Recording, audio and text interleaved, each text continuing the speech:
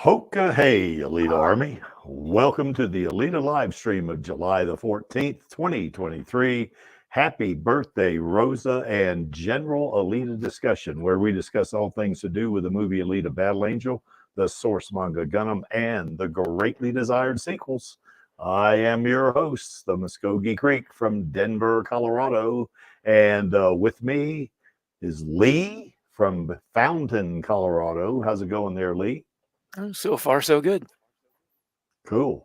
And also with us here are Chaos Nova from Mentor, Ohio. How's it going, Hello Chaos? there.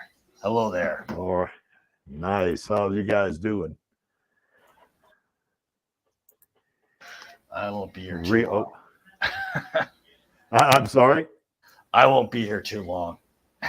Oh, well, you can stay as long as you want now, Chaos. You don't have to jump off. Anyway, if you want to jump on the stream with us and talk about Alita, and of course, we're going to wish Rosa a happy birthday here in a little while, but there is the link. Just click on it and we'll bring you into the stream. All right. And before we get going, of course, we got to do a couple of administrative things. Certainly the Alita petition, I think we added something like 14 or 16. I can't remember which. It might be 16 signatures over the past year or past week. I'm sorry. And we're getting there. We're closing in on 178,000. We're actually closing in on 180,000 too, as well. So if you have not signed the petition yet, which I am so sure everybody on this stream has done already, but for those of you listening in the future, if you have not signed the petition, please do so. There's the link. I believe the link is down in the description, and you can just click on it, takes you right to it, and you can sign it. This is going to help us let Disney know how serious we are about having a sequel. Another thing about this too, and I think some of you might have saw my tweet last week, is that we had, I guess somebody say that the Elite Army wasn't very big. It only had 200, people in it or something like that. And we are not going to get a sequel. And, we're small in numbers and that kind of stuff. And of course, my tweet, which I pinned to my profile, said, hey, anybody thinks we're small in numbers, go check out our petition. So there it is. We have got nearly 200,000 people in the Alita Army. So that is no small amount, as they would say. So, yes, Rosa. Well, Rosa is Alita, but Rosa deserves more than 4 hearts. She deserves 99 hearts. That's exactly right there, David, for sure. And I just want to remind everybody about the Hero Arm campaign. And I think that link is also in the description. If not, I'll put it in there because sometimes I forget to put it in there. But it's just click on that and give what you can. No amount is too small if it's only $1.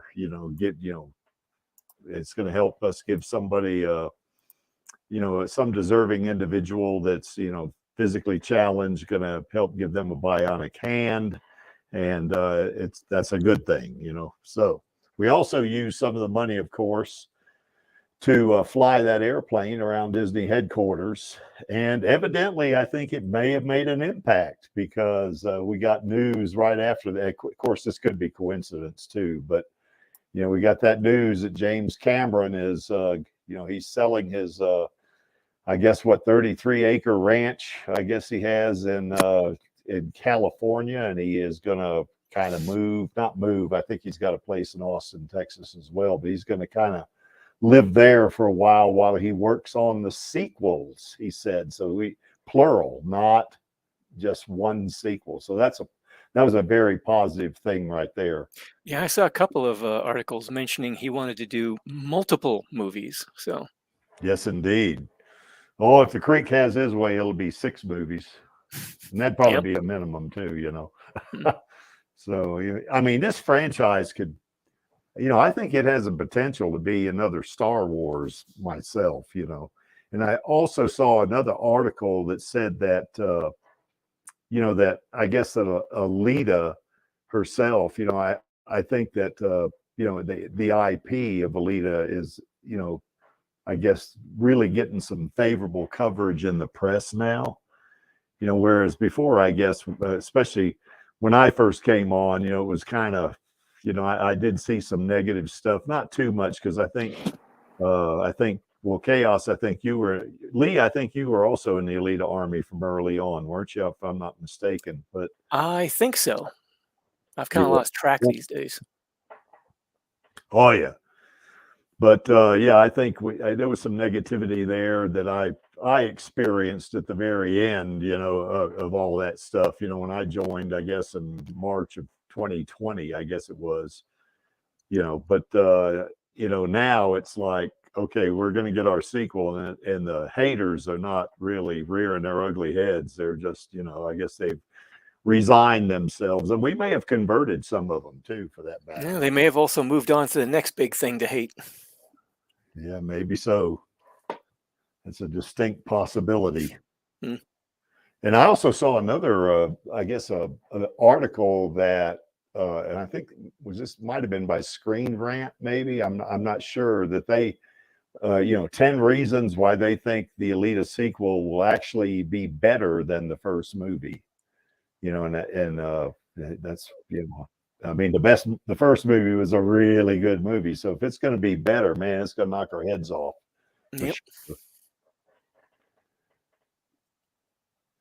And just to remind everybody, if you have not seen Avatar: A Way of Water, go buy the Blu-ray. This is probably the last week I'm going to maybe put this in, because it's not in theaters anymore. I mean, there may be the odd theater here and there. It may still have it, but its box office is kind of, settled down a little bit, but God, that's a lot of money. $2.32 billion. I mean, whoa, that's a lot of money for a movie to make, and it's, I think it's been a major reason it's helped keep Disney afloat, personally, so because, Disney's having some serious financial problems right down, and Avatar too, really, I guess, really helped them with that. Okay, Lee, did you ever get a chance to go buy the Blu-ray, or? Unfortunately, no. Yeah. How about you? Have you seen it, Chaos? You've seen this movie? I think Chaos may be muted, and he may have had to step away. Yep. Sequel, the way of a sequel. Yeah, Alita. Yeah, that's right, Finn. Or as they say in Germany and Switzerland, they're Finn, genau. I think Finn knows what that means. So, okay, so let's go right into it, I guess. Sunday is Rosa's birthday, and even if I knew how old she was, I wouldn't say it. But she's, of course, everybody on this stream knows that she's #1 in Creek's book in terms of being an actor.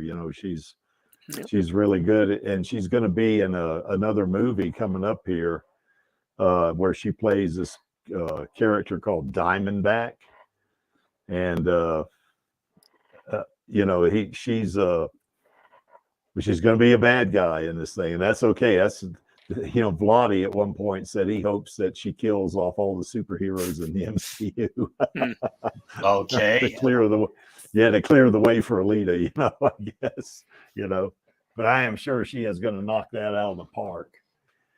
And I saw a video where they were talking about it, and they even mentioned Diamondback, but they didn't mention her name. And there was one brief shot where she was doing something, and it was kind of a long shot, so you couldn't for sure tell who it was, but as she's playing Diamondback, that's going to be her who was in that shot.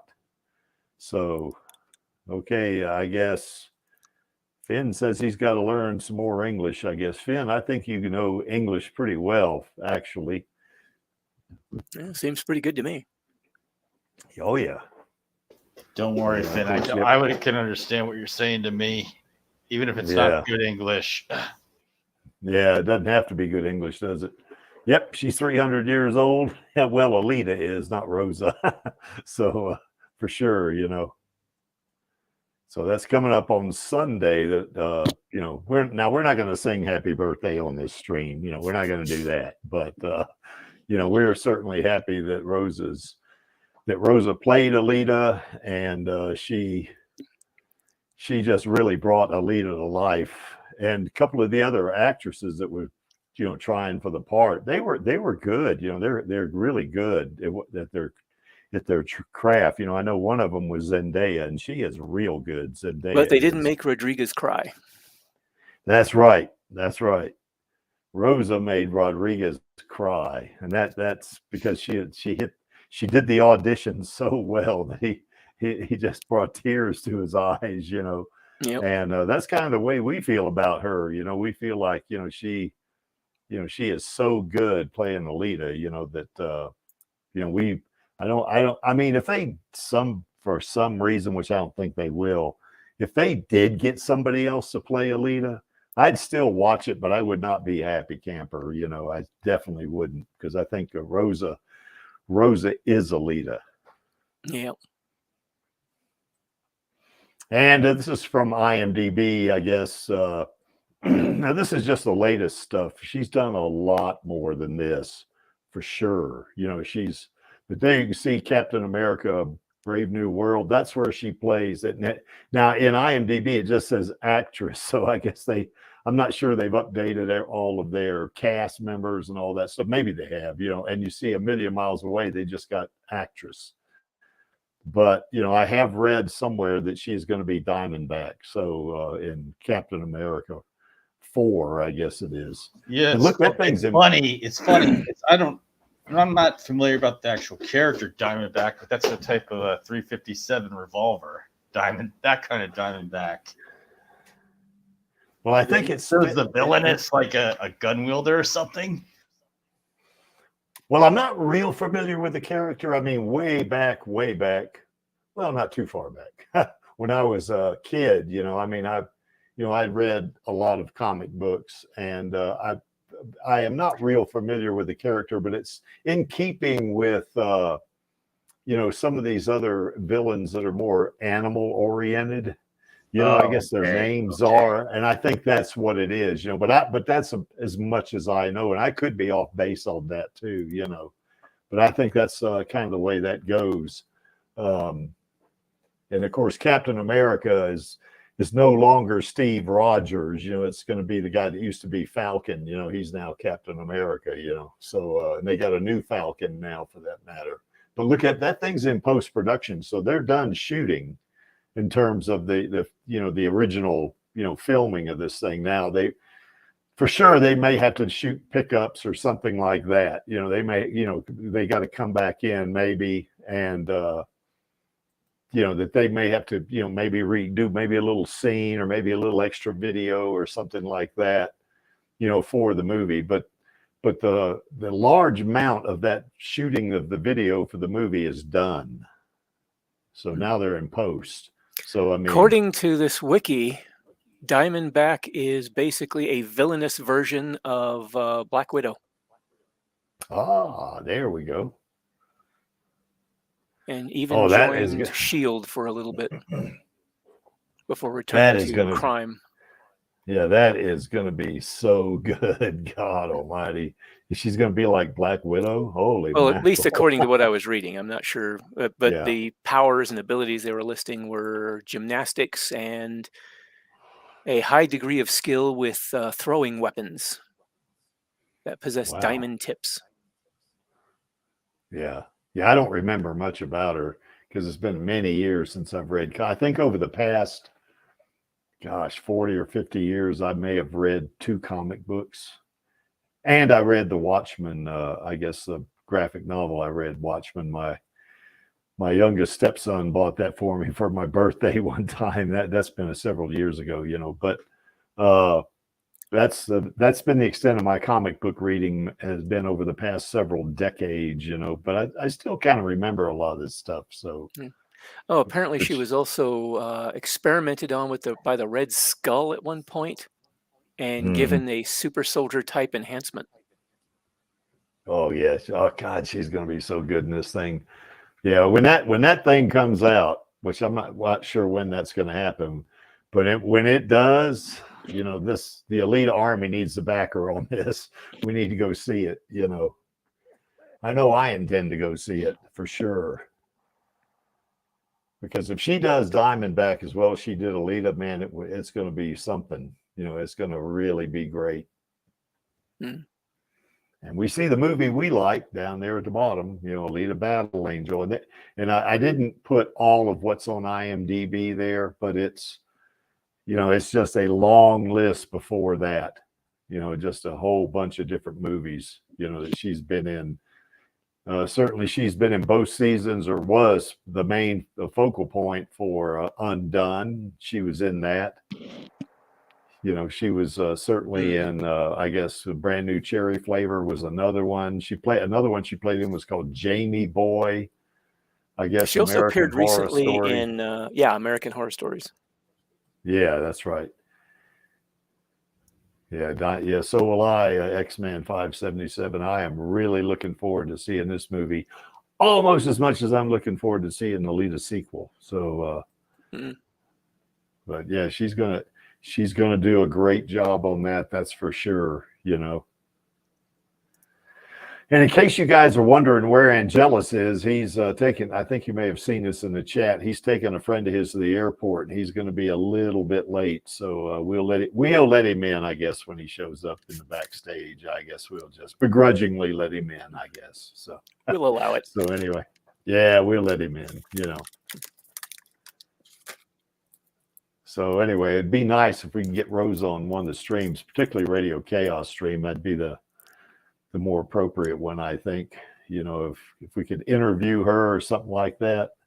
Yeah. I know we've talked about it from time to time, you know, of getting in touch with her. I know I've tried to get in touch with her. Almost did one time, almost got through, and then you know, kind of got, I guess, the door slammed in my face. Yeah, you know. I have a feeling at this point she's surrounded by probably a few too many highly protective talent agents or whatever. Yeah, well, I mean, it's understandable, you know. I mean, that, you know, fans, you know, I mean, we're not the typical fans, but there are fans that have done some really whacked out stuff. Yeah, that's right. You know, but the Alita Army certainly is very respectful, you know, of, especially if we get somebody on Radio Chaos and we interview them, you know, we're very respectful. You know, we don't try any stuff with them, you know. And I know every one we've had on every one of these folks we've interviewed have had a really good time, you know. I know Jessie Fisher had a really good time with us. Now, she didn't stay with us the whole time like El Lamont did, but she, you know, she had a great time. You know, I got word that, you know, she really had a super time, you know.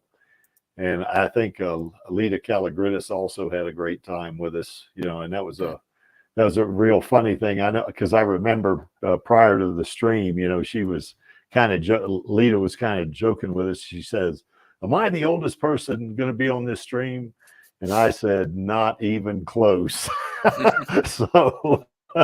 So anyway, we kind of hit it off, I think, a little bit there. You know, he knew somebody was older than her. You know, it's on the stream. You know. Yeah. So, but yeah, we gotta really pull for a Rosa on this one, because I do think it's going to be a big plus. You know, when she knocks the ball out of the ballpark, as they say in baseball, or hits for a six, you know, I guess in cricket, you know, she does that on Captain America 4, and Disney's going to take notice, you know, and I think that's going to be another feather in our cap for getting that sequel. But now I think the sequel, I think if it's not a done deal, it is pretty damn close. You know, I mean, we got about as close to a green light announcement as we're going to get, you know, without getting the green light announcement, you know.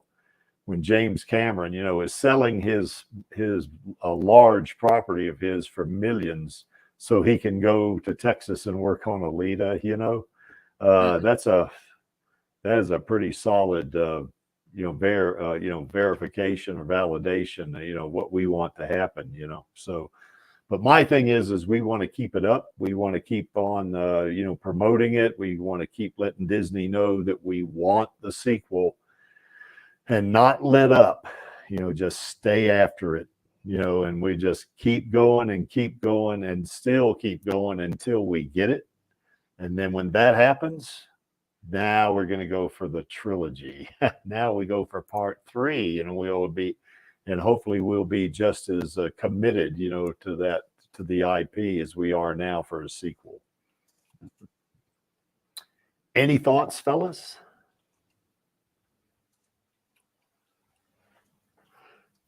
Well, anyway, happy birthday, Rosa. You're our queen, lady.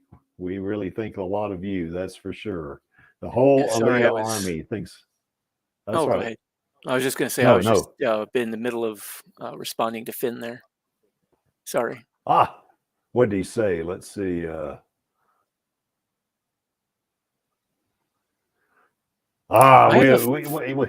have a feeling it was something on Twitter, I guess, but I don't have Twitter, so I don't know. But yeah, I don't know what he's talking about here.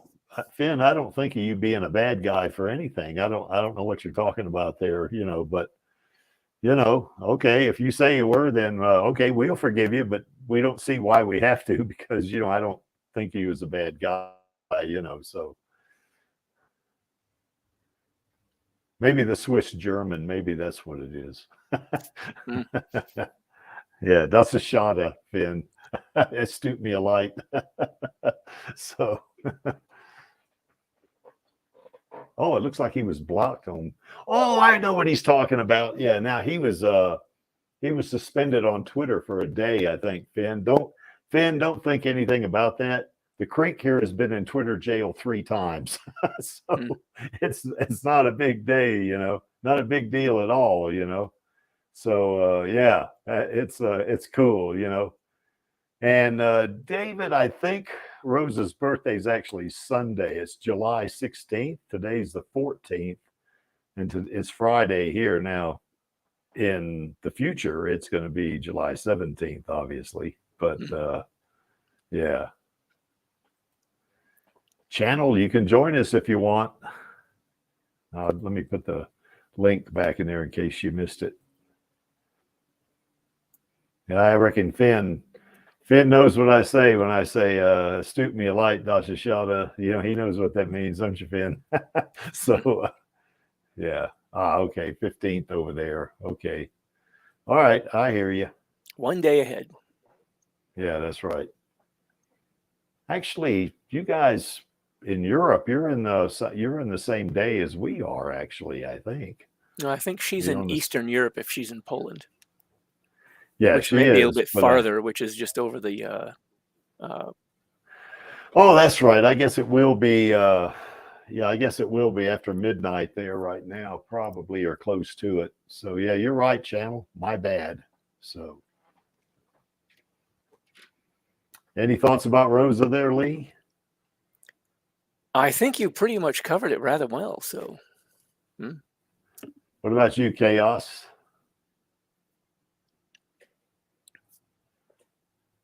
I think Chaos had. Okay. Channel says. Well, first of all, I don't know how good my German is, Finn. It's passable, maybe. And yeah, channel, yeah, it's after midnight there. So yeah, I got you. So anyway, yeah, so it is the next day over there. All right. And I guess Norrell, is also. Norrell, are you in Germany? I didn't know that. Wow, maybe we got Germans on here. That's cool, Well, anyway, it's our girl's. She's not a girl. It's our queen's birthday. So, and we're super duper happy about that. Yep. Okay. So I guess if we have nothing more to say about our queen, which we will have something to say a little bit toward the end of the stream, of course. The second topic, we had 2 topics here. One of them is pretty short, of course, but we just want to have a general discussion about Alita. We're going to cover a couple of things on this. you know, for instance, what is our favorite version of her? Which version, you know, in terms of body, and also do we like, you know, her in the anime, the manga, or the movie? One thing I really like about Alita is that she's not a superhero. Now, I do like superhero movies, that's for sure. But to me, it gives her more depth. You know, it's not, she's not the archetype, you know, like Superman, you know, or like certain relatability. Yeah, that's right. That's exactly right. She's just a human who is dealing with these extraordinary circumstances and possessing extraordinary abilities. Yeah, now she's just as human as anybody else. Yeah, that's right. She does have superhero level abilities. That's for sure. Hello, channel from Poland. How's it going? Howdy. Oh. It's good to have you on the stream here, channel. It's good that I finally found in my city a library that not only has manga but has a translation of Alita where they didn't change sexist gender to female because they did that in one of the Polish translation, and the texts are actually funny. I'm not sure if they're funnier in Polish because it's my first language or if they're genuinely funnier, but I finally found a funny Polish translation that doesn't mess up the genders. Nice. Well, yeah, I did see. I think there was one of the group chats on Twitter where somebody said, "Would you listen?" I forget what it was they said, but what about Zex? You know, being he's kind of transgender himself, you know, because he's an AR. You know, he's AR6 is what he is. Yeah, I finally found a version where he's male. The one on the internet that I found, it says that Zex is female, and I said, well, how did they translate the jokes about the fangirls loving him? No, those are just cut out. They changed the dialogue. Yes. Yeah. Finally, a version where, in Polish where Zex is a dude, and also the scenes are funny. Well, he does start out as a female because remember he ripped off during the Zot. During the Zot. Yeah, that's right. During the Zot, he's a male. That's right. But he did rip off. He did rip off Figure 4's arms. So and AR6 was a she. You know, when that happened, you know, I mean, I'm talking about during the Zot. Yeah, the Zot. Yeah, that you're right. During the Zot, Zex is a male. Yes. And I regret I can't really quote those lines because they wouldn't be really funny because then I have to translate them back into English, and that's not really the point because translating the Polish in translation. Yeah, exactly. Like if it gains something in translation or it loses something in translation. Like the Polish is a very flexible language, and then everything. So, for example, certain names are lose their coolness factors in translation, where you try to put them through declination, shove them through declination, and other things lose gain a coolness factor or a funny factor. So, how do I explain the beauty of the line? And here I had to take. How do I explain the beauty of the line? Nie lekceważ mnie nieudolna karykatura ojca. Seems like you explained it pretty good right there. But I didn't.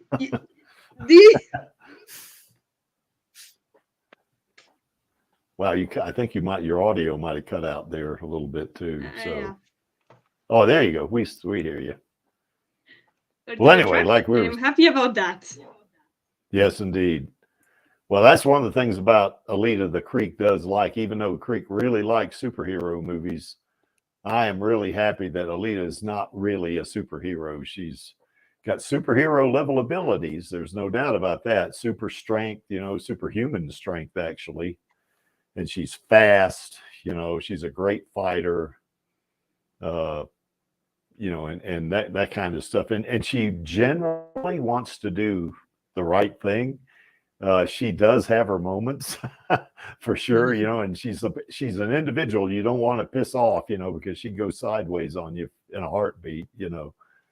But I think generally speaking, she's a good person, you know, and she's you know, she generally is generally is good, like a superhero. But yeah, there's shades of gray in the manga, which I really like. You know, it's like Nova. Nova is he's a villain for sure, but there are times in the manga where he actually helps Alita, so yeah, that's the thing though. All of his dry. attempts to help her are based on his own very selfish desires. That's true. So he's definitely got his own agenda at play there on that one. So his actions may be good, but his motivation for them is definitely not. Or based on No. what would be funny to watch?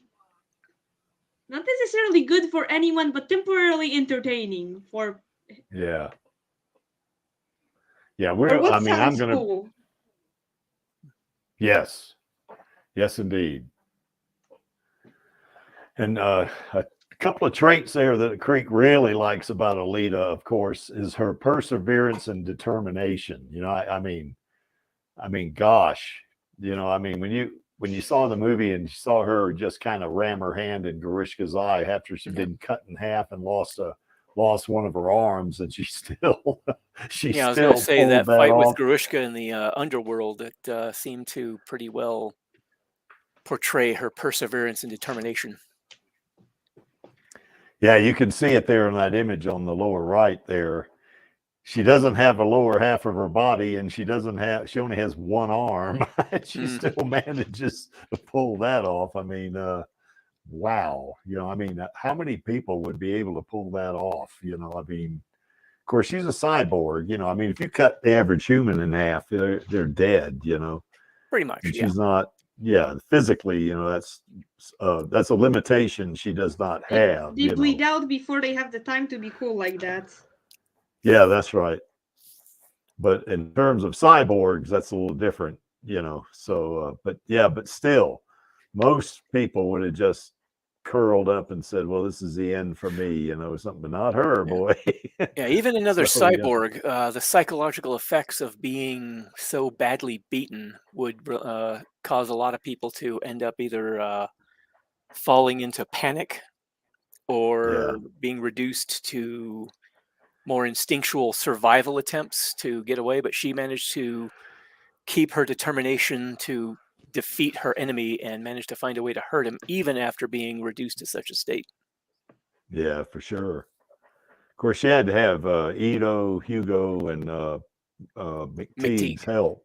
Yep. Yeah, they had to help her there because I believe Grishka would have killed her if it hadn't been for that. But still, he was getting ready to stomp on her head. So yeah. Yeah, so even though that she knew she was going to die, she still wanted to do what she's doing right there in the lower right corner there. Yeah. Freaking believable. The will to keep fighting regardless of the circumstances. Yeah, when the first time I saw that movie, God Almighty, it knocked my head off. I didn't, I literally stood up, whoa, like that, I tell you, I told Cran one time that had she been a real person, been in a room with me, I'd have proposed to her. So because of that, but she is a fictional character, so we don't need to get too far afield with that one. But still, as a character, God, that is her best trait, in my opinion. And what it reminds me of too in the manga is when Joshigan, he's racing at that final race with her. They're competing and they're fighting, and really Alita was getting the better of him, for sure. And then you remember he kind of like he powered up, and he punched right through her, and then he died. So whoa, that's kind of what that reminds me of. Now I had read the manga when I saw the movie the first time, but that whole thing seems to be a theme that had replayed itself, that Joshigan knew he was going to die, but he put his all into the fight. Yeah. Yes, he did. He didn't do it despite knowing he was going to die, but because he knew he was going to die, he was going to go out with a bang. That's exactly right. That's right. So, and I think if you remember in the manga, Alita really made an impression on her. I think what she said that she was so glad she got to feel the full extent of his power or something like that. That she was really thankful for that, so whoa, most people would have been pissed that they got beat, like that, but not her. Boy, she was thankful that she felt his power, so. Oh, she looked Yeah, at it as learning from him how to become a better Yes. warrior herself. Yes, indeed. Yeah, she's kind of Alita's an inspiration to me when I go to, competitive powerlifting events that I do. I mean, it's that kind of thing really, it's just it just gives me a little extra oomph, I guess. Mm-hmm. I always channel her before an event, for a competition, so I know it sounds silly and nerdy, but that's the way it is. I'm a nerd. I may be a If powerlifter, it but I'm works. still a nerd. Yeah, if it works, yeah. If it works, Yeah. I heard someone, if it looks and sounds stupid, but it works, then it's not all that stupid. Yep. Oh gosh, Finn, yeah. Finn, I thought you didn't like pineapple on pizza, for crying out loud. So anyway, oh boy. How much do I lift? Well, let's see. Angelus, I think right now I'm lifting about 275 pounds, which is going to be about 125 kilos, I think, somewhere in there. I don't really know for sure at this point. I know I did that here about a month and a half ago. I lifted 225 3 times. So, we're going to have a go at it here in a couple of weeks to see, what my one max rep is going to be before I go to the competition. So, yeah, we'll see. We'll see how it goes. Anyway, that perseverance and determination, that is the thing that really that's the thing that really inspires me. That's and of course, yes, Angelus Uwu also inspires me a little bit, I guess. I can't say that it doesn't. But because she's awfully cute. There's no doubt about that. Now that's my niece, so I don't want to get too creepy here, but Yeah. But she is cute, that's for sure, So and of course, we've had discussions. I know when Den was on here, or Ox King, whatever, just what he calls himself today, these days, I guess, about her being a waifu, and yeah, I think she probably is a waifu. I mean, I think she's more of a warrior than she is a waifu, but she's a waifu. I think I agree with that third both. at the end there. She's a bit of both. Yeah, I think she is. I mean, she's certainly cares about the people that, well, certainly anybody would, but I mean, she's really, I guess, how would you say, she goes all in for the people she cares about. Yeah, that's right. And there's no half-hearted, half-ass, kind of support for those folks. If they are threatened, she is all in. As a matter of fact, if you're an enemy and you threaten the people she loves, oh my God, that's the thing. Even in the novel, when oh shoot, I can't remember. I can't believe I forgot his name. Hugo. When Hugo was being threatened, chased by Zapan, and she found out that Tanji had been hurt or killed, she was actually concerned about him. I mean, she didn't like him, and he was a jerk, but she was still part of her circle, and so she felt a sort of certain protectiveness even towards him. Oh yeah, that protectiveness really kicked in too when she was on the motorball track, didn't it? Yep. When Hugo called her up, Mm-hmm. That kicked in for sure, and she was she was hell bent for leather, as they say in Texas, to actually try to help him, So that's a really good trait for her too. How dedicated she is to the people she cares about. That's the same would be true with Ito, I guess. If somebody tried to hurt Ito, she'd be it'd be like declaring World War III on her or something. She'd be after him, So anyway, I guess the question is, going back up to the top there, I didn't want to, Angelus, I didn't want to skirt Uwu too much. So I think we'll come back to that, I guess, because definitely got the Uwu going for her, that's for sure, But there are other physical traits to talk about. Like that one of the things, strength, speed, that kind of thing. Oh yeah, that kind of okay. Yes. Well, her physical strength is something that also impresses me. I mean, Oh, it is 'Cause, impressive. yes, it is, because that Gatling gun that she fired at the end of the movie, I mean, of course, basing that on what I know about other weapons, in the military, I estimated that Gatling gun weighed about 600 pounds, and she was picking that sucker up with one hand, I mean, God almighty. I mean, that's crazy, is what it is.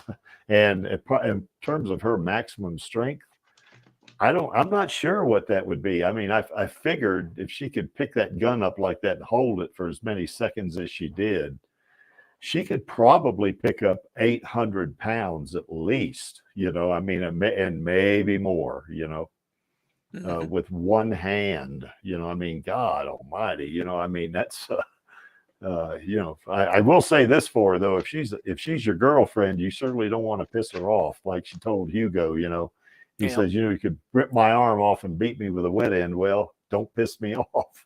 Yep. And that's a true statement. So, so anyway, Lee, what's your favorite version of her in terms of body? I do like a number of her designs in the manga. I think design-wise, her Imaginos body, Yeah. probably followed by her tuned body and her berserker body in third place in the manga. But Yeah. I still have a high regard for her movie berserker body. I think that one is my all-time favorite. Yeah. Yeah. How about you, Chaos? Are you able to talk now, or you haven't? Did you still have to step away? Yeah, I think he's probably busy. Channel, what's your favorite Alita body?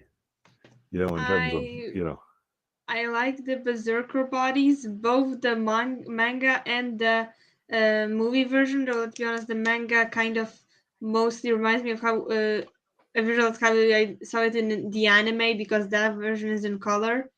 The Imaginos are Yes. cool too, but they don't really feel like cyborg bodies. Kinda. Mm. The first one does. The second one is I don't know. It's kind of the Yeah. Catgirl aesthetic. It's cool, but it kind Yeah. of loses a bit of it loses the vibe of the first series. With and the Toon body wasn't bad, but it's definitely not my favorite. I like the Berserkers.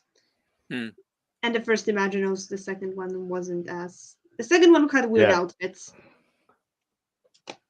Yeah. Finn, yeah, when we say anime up there, we are talking The about the OVA. OVA. Yeah, that's right. Unfortunately, there hasn't been a different anime made. Yeah, there's probably not going to be, at least for a while yet. Yeah. Well, Angelus likes the Imaginos 1.0 body, and yeah, I like that body a lot. I mean, he probably likes it because she's really cute in that body. Actually, I should probably clarify. The Imaginos body I was thinking of is the one she first wakes up in. Yeah, when the she's 1.0 body. reconstructed. Yeah. Yeah. Yeah, that's the one. Yeah, that's right. That's the 1.0. Yeah, I like the Imaginos 2.1 body. I mean, which is, of course, Well, very capability-wise, similar it's certainly more impressive. yeah, for sure. I still prefer The Creek the also. Imaginos. Yeah, the Creek also likes that tail. I like that cat tail thing. That's pretty cool. To me. And the wings, when she has wings. When she comes Oh yeah, those back. are nice. Oh yeah. Now she doesn't have them very long. But because I guess she figured they're not very functional. I guess. Or Kishiro But, figured they take too long to draw and they take up too much of the panel. That could be. Yeah, from a practical standpoint, I guess. Yeah, that's right. So, but yeah, in the sequels, I mean, if we get the movies that we want to get, like we're getting 2 and 3, and if 2 and 3 do real well, you can bet we're going to get another one. I mean, if 2 and 3 make $1 billion each, which I think they will. I think they definitely will, because we're not going to be strapped, or Alita is not going to be strapped by this merger between Fox and Disney or buyout or whatever you want to call it, and poor marketing and just a lot of things going against it. Still made money after all that negative stuff. Still made money. But I think if certainly if Cameron takes a more direct hand or role in it, maybe I still want Rodriguez to direct it, because I just like his style, of directing, Mhm. but he did very much produce a James Cameron movie, didn't he? So Seemed that way, yeah. But yeah, and I think if he still does the directing, which tells me, by the way, the fact that Cameron's going to Texas tells me that I still think Rodriguez is going to direct it. Now, I do know there was some concern that that movie Hypnotic didn't do so well, Mhm. but you can't judge somebody on one movie like that, Yeah. I mean, you just really can't, but I think if Cameron and Landau, they have a really direct hand in it. I mean, they are hands-on. Cameron really wasn't hands-on in the first movie. He did show up a couple of times, I guess, at the set and gave him the thumbs up and stuff like that. But he really wasn't involved too much directly. According to one interview, I think it was Rosa who said that he showed up and then said, "I better get out here first, start moving lights around." Yeah, because he was going to get more hands-on if he stuck around for much longer. Well, I think if he does get more hands-on, just still let Rodriguez direct, but just really do a lot more than just say be an executive or producer. That he's actually going to be almost like a producer director, something like that. Man, this thing, I can see. Some cinematography that's going to be like Avatar 2, and think about how visually stunning that was, because I think that's the way they'll go. As good as Alita was, and I think it was super duper, but I do think that if they up the ante a little bit, in the cinematography, and make it kind of visually stunning, like they did Avatar 2, this thing's going to make $1 billion. That's what I think, And of course, the Alita Army is going to help them make $1 billion, So that seems to go without saying, I think. Whose dollars do you think there's going to be? What was that channel? Nothing. I said, whose dollars would those be? Not only the Alita Army, because of course, new movie, good CGI will draw in more people, but primarily, we all know who's gonna be dragging people to that movie. Yes. Well, anyway, the Crick's favorite body is Imaginos 2.1 because it's the most powerful, and I like that tail.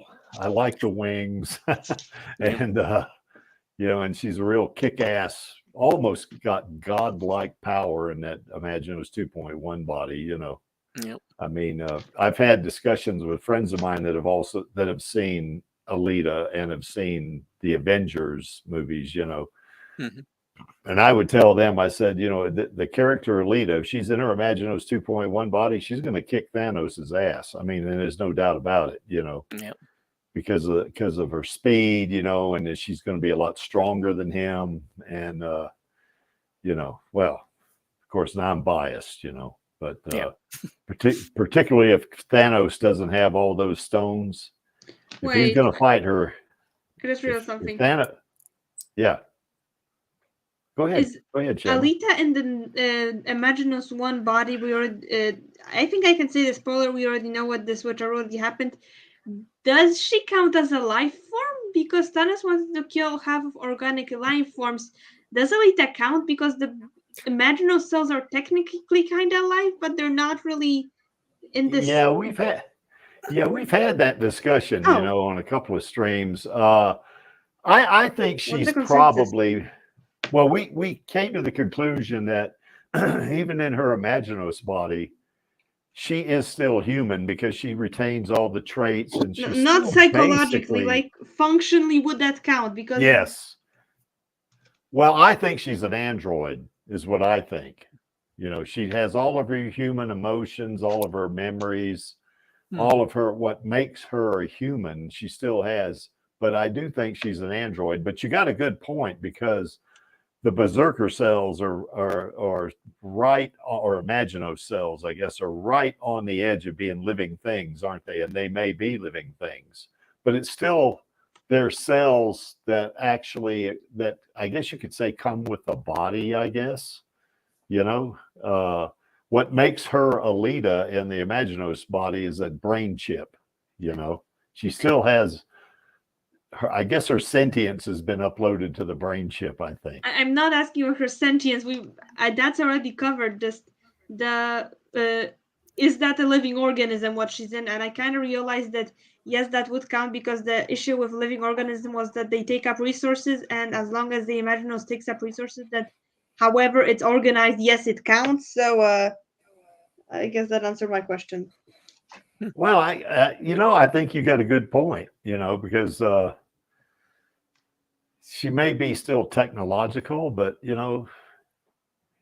yeah, maybe so. Maybe those Imagino cells could, with her. Yeah, from a functional standpoint, the cells act like the organic cells of a organic body, then it probably would count as, an organic organism. Well, I think the berserker cells do too, though, but they're not as advanced, I think, as the Imagino cells. Yeah, I think they were a little the bit berserker cells definitely do. Yeah. Yeah, I agree with you, Finn. Alita would fit very well in the MCU. The only problem with that, though, is she's 540 years in the future. So, they're going to have some time travel situations. I mean, they already have the time stone. Yeah, well, that's right. That's right. They do have the time stone. So, yeah, they could, I guess. Yeah, the Marvel Universe is no stranger to time travel. So, well, not only because of the time stone, if you remember, I guess in Endgame, they kind of, they traveled through time just through going through the quantum realm, that kind of thing. So, and like I said, time travel's not something the Marvel Universe is a stranger to. They did a lot of that in various storylines throughout the history of the comic books. Yes. But if they did draw in Alita, that would kind of suck. Like, hi, I know we never met, but we need you to save our universe. No, we can time travel. No, we can't let you go back to Mars so you can say goodbye to your friends and family, or stop yourself from dying. Not really dying, but your own horrible death. Kind of death, your own destruction, or your race's destruction. Just fix our problems and we'll dump you right back where you were, okay?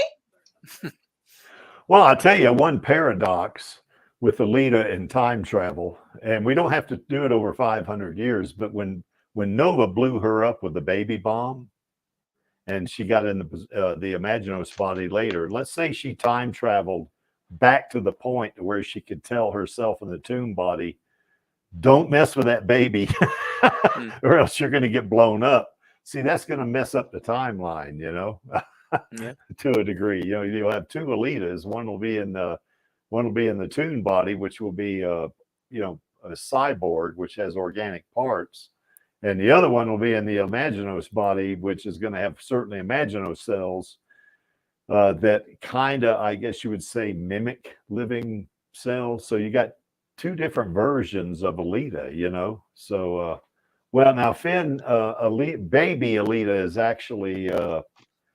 Baby Alita is for sure in the Mars Chronicle. Yeah, that's right. So, and she's not even a baby, really. She's a toddler through most of it. So, hello, Vladi. Hello. Hey, guys. Howdy. How you doing, man? Pretty good. It's first stream since Cameron basically confirmed the sequel. Yay! Yeah. Well, we're excited about it. Yeah, we talked about that a little bit, when we were wishing Rosa a happy birthday, so we're going to talk about it here too. So good. I'm still at work though. I'm going to get a ride in a minute, but I thought I'd just come in and say hi. Yeah, cool. Yeah, well, glad you did, man. So how's work going there in the UK, Vladi? All good. Nothing spectacular to report. Yeah, I was just telling Lee before the stream, Lee gets after me to read his novel, and I am reading it, but this week I did not have any chance to read it because I try not to be too pushy about it. I know you're busy, you've got your things going. Well, you're not as pushy as Maxie was, that's for sure. Maxie, of course, I just love it now. I'm glad Maxie was pushy because now I can be pushy on him for not getting chapter 11 done, you know. So, and I do give it to him every now and then, you know, just to keep him honest, you know. And quality over quantity, but if it's taking that long, okay, now he has a reason not to do it, but if it was taking that long, that better be some impressive quality. Yes, that's right. So what do you think? Well, let me ask Vladi. Vladi, what's your favorite version of Alita? Which body? Which body? Definitely the Berserker body. Because that's Berserker, who she... Okay. Doll body is like its own like masterpiece work of art, but it's not made for her. Yeah. And it's not as mature as she is. Finn says you are very British, Vladi. Yeah, no kidding, Finn. Thank you. That's a compliment.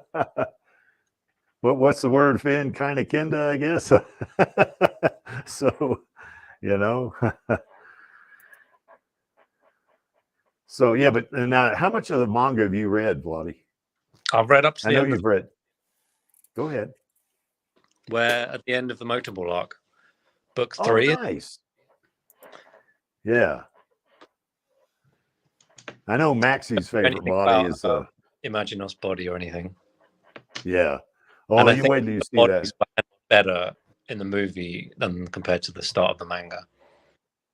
Yeah, you know, I kind of agree with you. I like her Berserker body, you know, at least compared to the start of the manga. More personal to the bodies, and more personal to Ido than they are in the manga.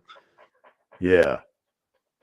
Yeah, I think so. You know, well, certainly, like you mentioned, the Berserker body was made for her, or at least it was designed to interface with her core better than the doll body.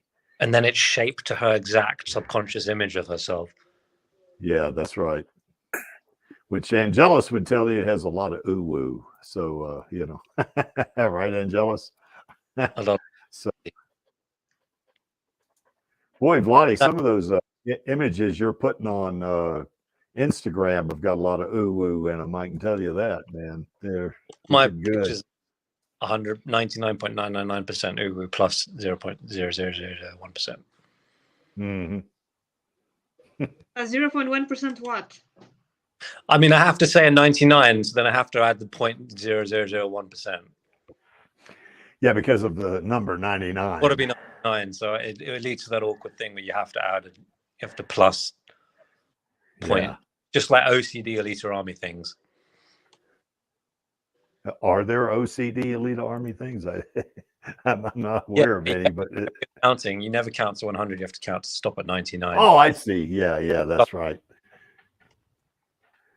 Yeah, it's like we got a lot of $99 donations in our, I guess, in our GoFundMe thing. Yeah, and in the past, when we had that GoFundMe a few years ago, you know, there was a lot of 99, you know, donations there too. You know.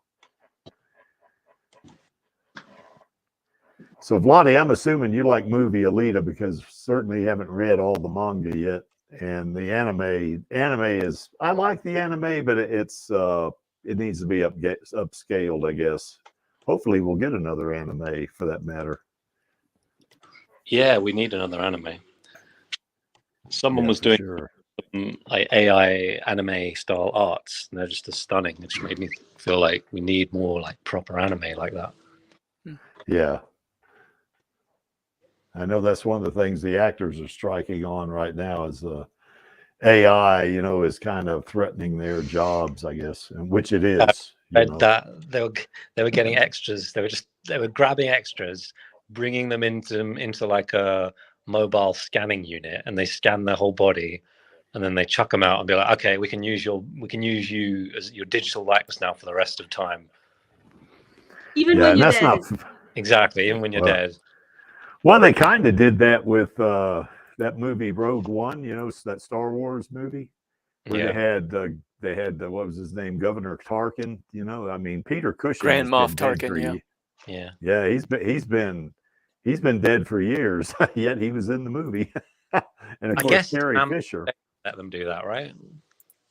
I'm sorry. his family estate must have let him do that. Must have I let. guess. I guess. Yeah, so. I'm not sure what the legalities of that were either. Yeah. All right, and we'll put these 2 links that you have in here. You said you're not using.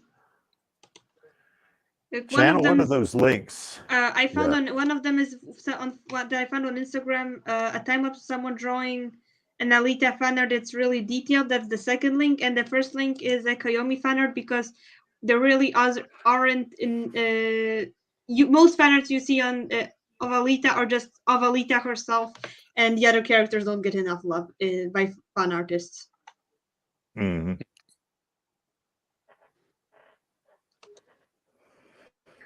Well, Vladi, what's your I guess favorite trait of Alita's? I know a couple of us said that we like that fact that she's got that perseverance and determination, and that she's not a superhero. So, what's your take on that? Exactly, just like she just feels like a real person. You know what I mean? With Rosa's personality coming through, she's really warm and friendly, but at the same time, she can kick your ass if you piss her off, and I love that about her. Yeah, I do too. yeah, that's the Creek loves his niece about that kind of thing. So the fact she can do that. Yeah. It's another movie kind of like that. It was called Watchmen. I don't know if you ever seen it,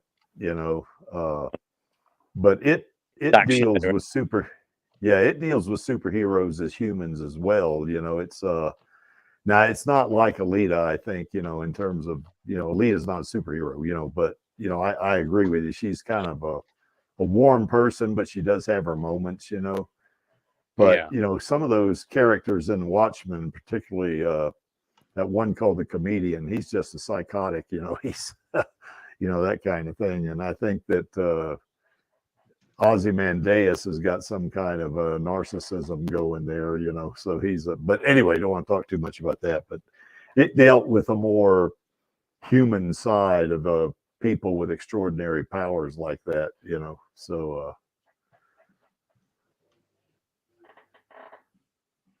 okay, well, any other thoughts about her? Because we got another slide here we can chat about. So about what? Just Alita generally? Yeah, just about Alita generally, because we spent a little bit of a time wishing Rosa a happy birthday, so we just figured we'd talk about Alita, and just kind of don't want to go too much into the sequels part of this, a little bit, because they're going to do that on Radio Chaos tomorrow, but certainly want to talk about what we like to see, Alita doing in the sequels. Is it like an official? Is it like an official celebration stream tomorrow? I guess. I don't recall Angelus putting any show notes up. Angelus, I don't remember seeing that in the chat, in the group chat there on Twitter. But I think that's going to be the idea. I think we're just going to talk about what's in the works and stuff like that, and it's going to be a little more kind of a, how would you say, promoting the movie, or not promoting, but discussing the movie and that kind of stuff. Yeah, it's going to be half. That's right, Angelus. It's going to be half a celebration, because certainly we are all happy. Yeah, that Alita 2 and 3 is being worked on by James Cameron. That is awesome right there. I think an official celebration should wait till we've got it from Disney. Like, are definitely going in. Yeah, I think so. I think that's Angelus's point. Say hi, I'm back. Yes. But in terms of Alita being in the sequels, and I'm going to use that in plural because I think Angelus said that a while ago, because we're going to get at least 2 movies. Yeah, I was looking up some articles on that, and according to every single one of them, Cameron has said he's got at least 2 sequels in development right now. At the same time. Yeah, so. Yeah. To make sure that they both come to existence eventually. Well, I will say this, that I on IMDb, I have, usually when they got something in Yeah, Chaos is back. He says he's not gone forever. So that's good, Chaos. Yeah. But anyway, on IMDb, usually when a movie's in development, they're usually pretty good, about keeping track of the movies and where they are and stuff like that. Yeah, when are they going to put Alita on? I don't know. I looked here a few days ago on IMDb because there's several folks I track. I know a couple of actresses that I track. One's name's Jackie, and of course Elle. I track her too. Just see how they're doing, in their professions. And I have not seen Alita 2 and 3 in development yet. Now there is a I guess an IMDb page where it does say Alita sequel is in development, but that was that old one from 3 years ago. You may remember that, Vladi, or some random dude called Jack. Yeah, so that was there, but I haven't seen anything yet. Like if you go to James Cameron's page, because I check his every now and then just see if they put it on there, and I haven't seen Alita 2 and 3 in development yet, but it's probably going to show up there. He's working on it. There's no doubt about it. Right. So I mean, eventually. with IMDb, it's a question of confirmation. I mean, they really want to confirm that it's happening. I mean, there's also just the process of submitting scripts, having them edited, which, by the way, I'm going to finish writing anyways and do it a scene at a time. Because I found it, if I do this fan film thing, somehow, even with comic panels, it's like 50 gigabytes. If it's a 2-hour comic book panels movie, so I don't know. 50 gigabytes, holy crap. That would fill up most of our computers, wouldn't it? Or not fill it up, but at least take a major it depends. If you have 1 terabyte, no, it just depends on. That's all the data I'd have to store to put and edit it together. It would probably be a little less at 45. It's still pretty bad. Yeah. But you have your documents, you have your video files, applications. So if you have a 500 gigabytes, that's quite a bit. Well, good God, there, Chaos. How long is it going to take to render that damn thing? I'm just going to do it in chat, one scene at a time, and just put all the scenes together when I do it. Because it's just too much to do it all at once. Yeah. It seems like if it's 50 gigabytes, that thing's going to take, if not the entire day, at least a good chunk of it. Yeah, it would. But yeah. Yeah, really. All right. Well, anyway, lead into sequels. And this is just some of the thoughts the Creek would like to see. I want to see her. Now, the Zot, that is something that's not going to happen in Alita 2 or 3. That's going to be down the line. I think if they do I don't know, it's certainly no fewer than 4 movies. Because the Zot actually happens right at the tail end of the Last Order, and it's a competition in that regard, similar to Motorball, but it takes up a lot, in the Last Order, so it's way after the Badlands arc, this is not something that she's in a Badlands arc and then all of a sudden she's in the Zot. It depends. I mean, there's the game, and you wander in the video game. You wander around Zalem or Jafari Zalem, whatever they call it, and then and after you've fought with the central computer, then you can go up the elevator farther. But the game is obviously very different how it goes compared to how the manga goes. That's what I'm thinking. Since the game's already different. And the anime, it was looking like it was going to diverge too. Who's to say that the movie verse or the anime or whatever they make will actually adapt Last Order as it is in the manga instead of just adapting the first series, even not entirely, and then diverging somewhere else? Well, yeah, that's true. I mean, the video game Gun and Martian Memory, which I'll resume playing, at least showing you recordings, but Gun and Martian Memory you know, the Berserker body is Martian in origin from the video game from 1998. So that's kind of similar to the movie. I guess they did it because they would have wanted to consolidate it with Mars for the game. So they simplified it a bit. It doesn't have a Venus origin. Although you do see the Venetians and Destinova like is sitting with them and he's laughing. Don't worry, I didn't want to quite eat their salad special. Yeah. Yeah. Oh, at least he's making sure people know he's not. Well, you don't know what the Venus set. Oh, that's where you're eating someone's brain. So I can. Yeah. No, thank you. By the way, Flynn wants to see Alita in the nurse body. Now, Finn, you mean nurse body or nurse outfit? Yeah, I think he means nurse outfit is what I think. You know, there is no nurse body in the manga.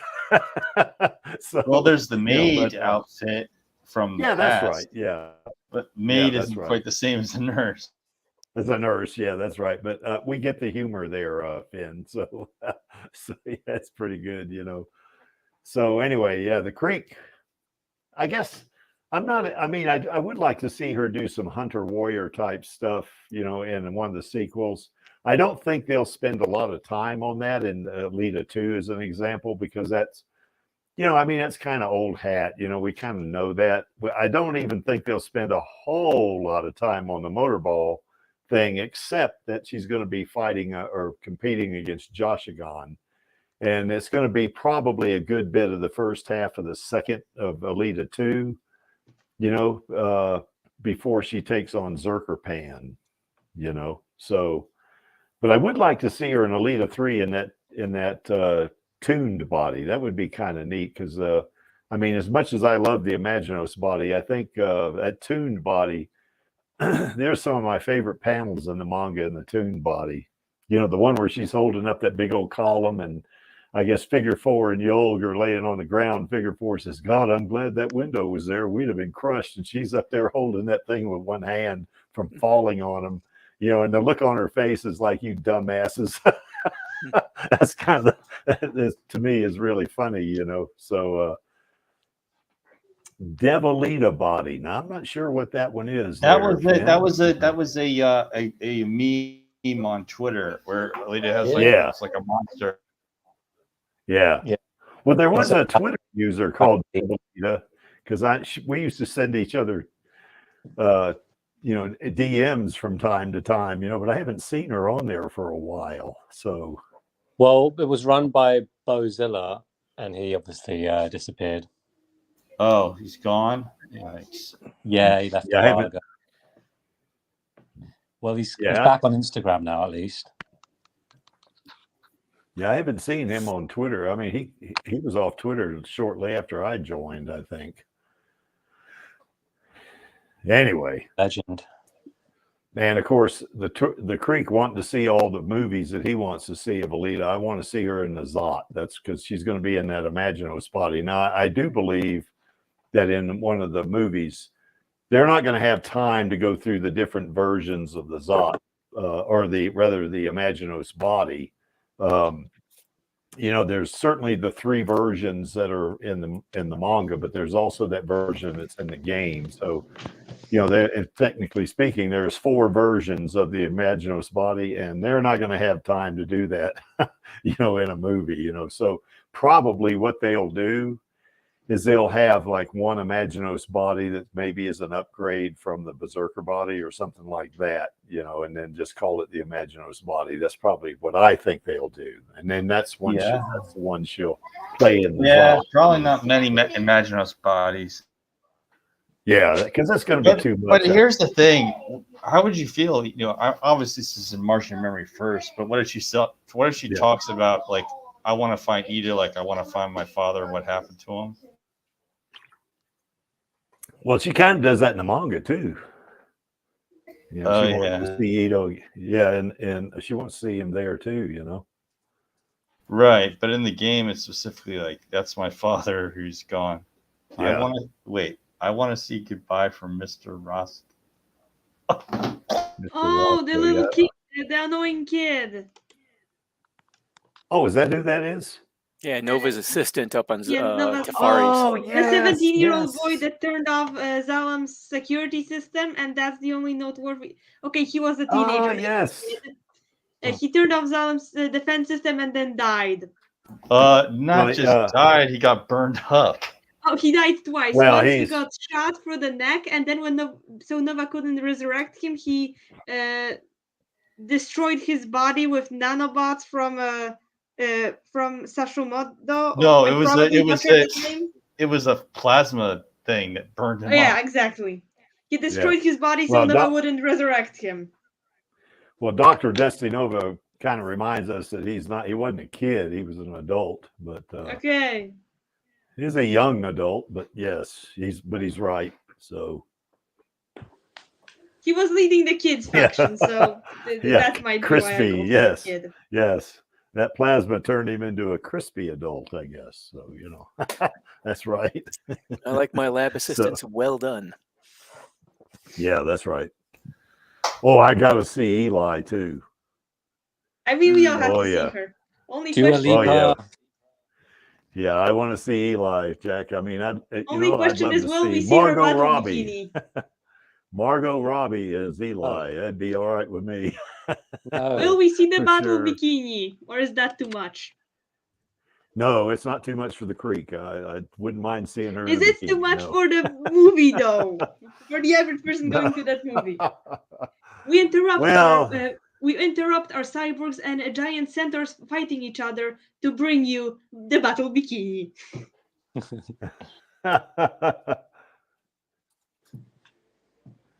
Yeah, Finn, Mr. Roscoe.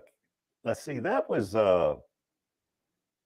that at the end of the original series? That was at the very beginning of Last Order. Of Last Order. Okay, that's what I was going to ask. Was going to be the very beginning of that or the end of the... Okay, yeah, that's right. So,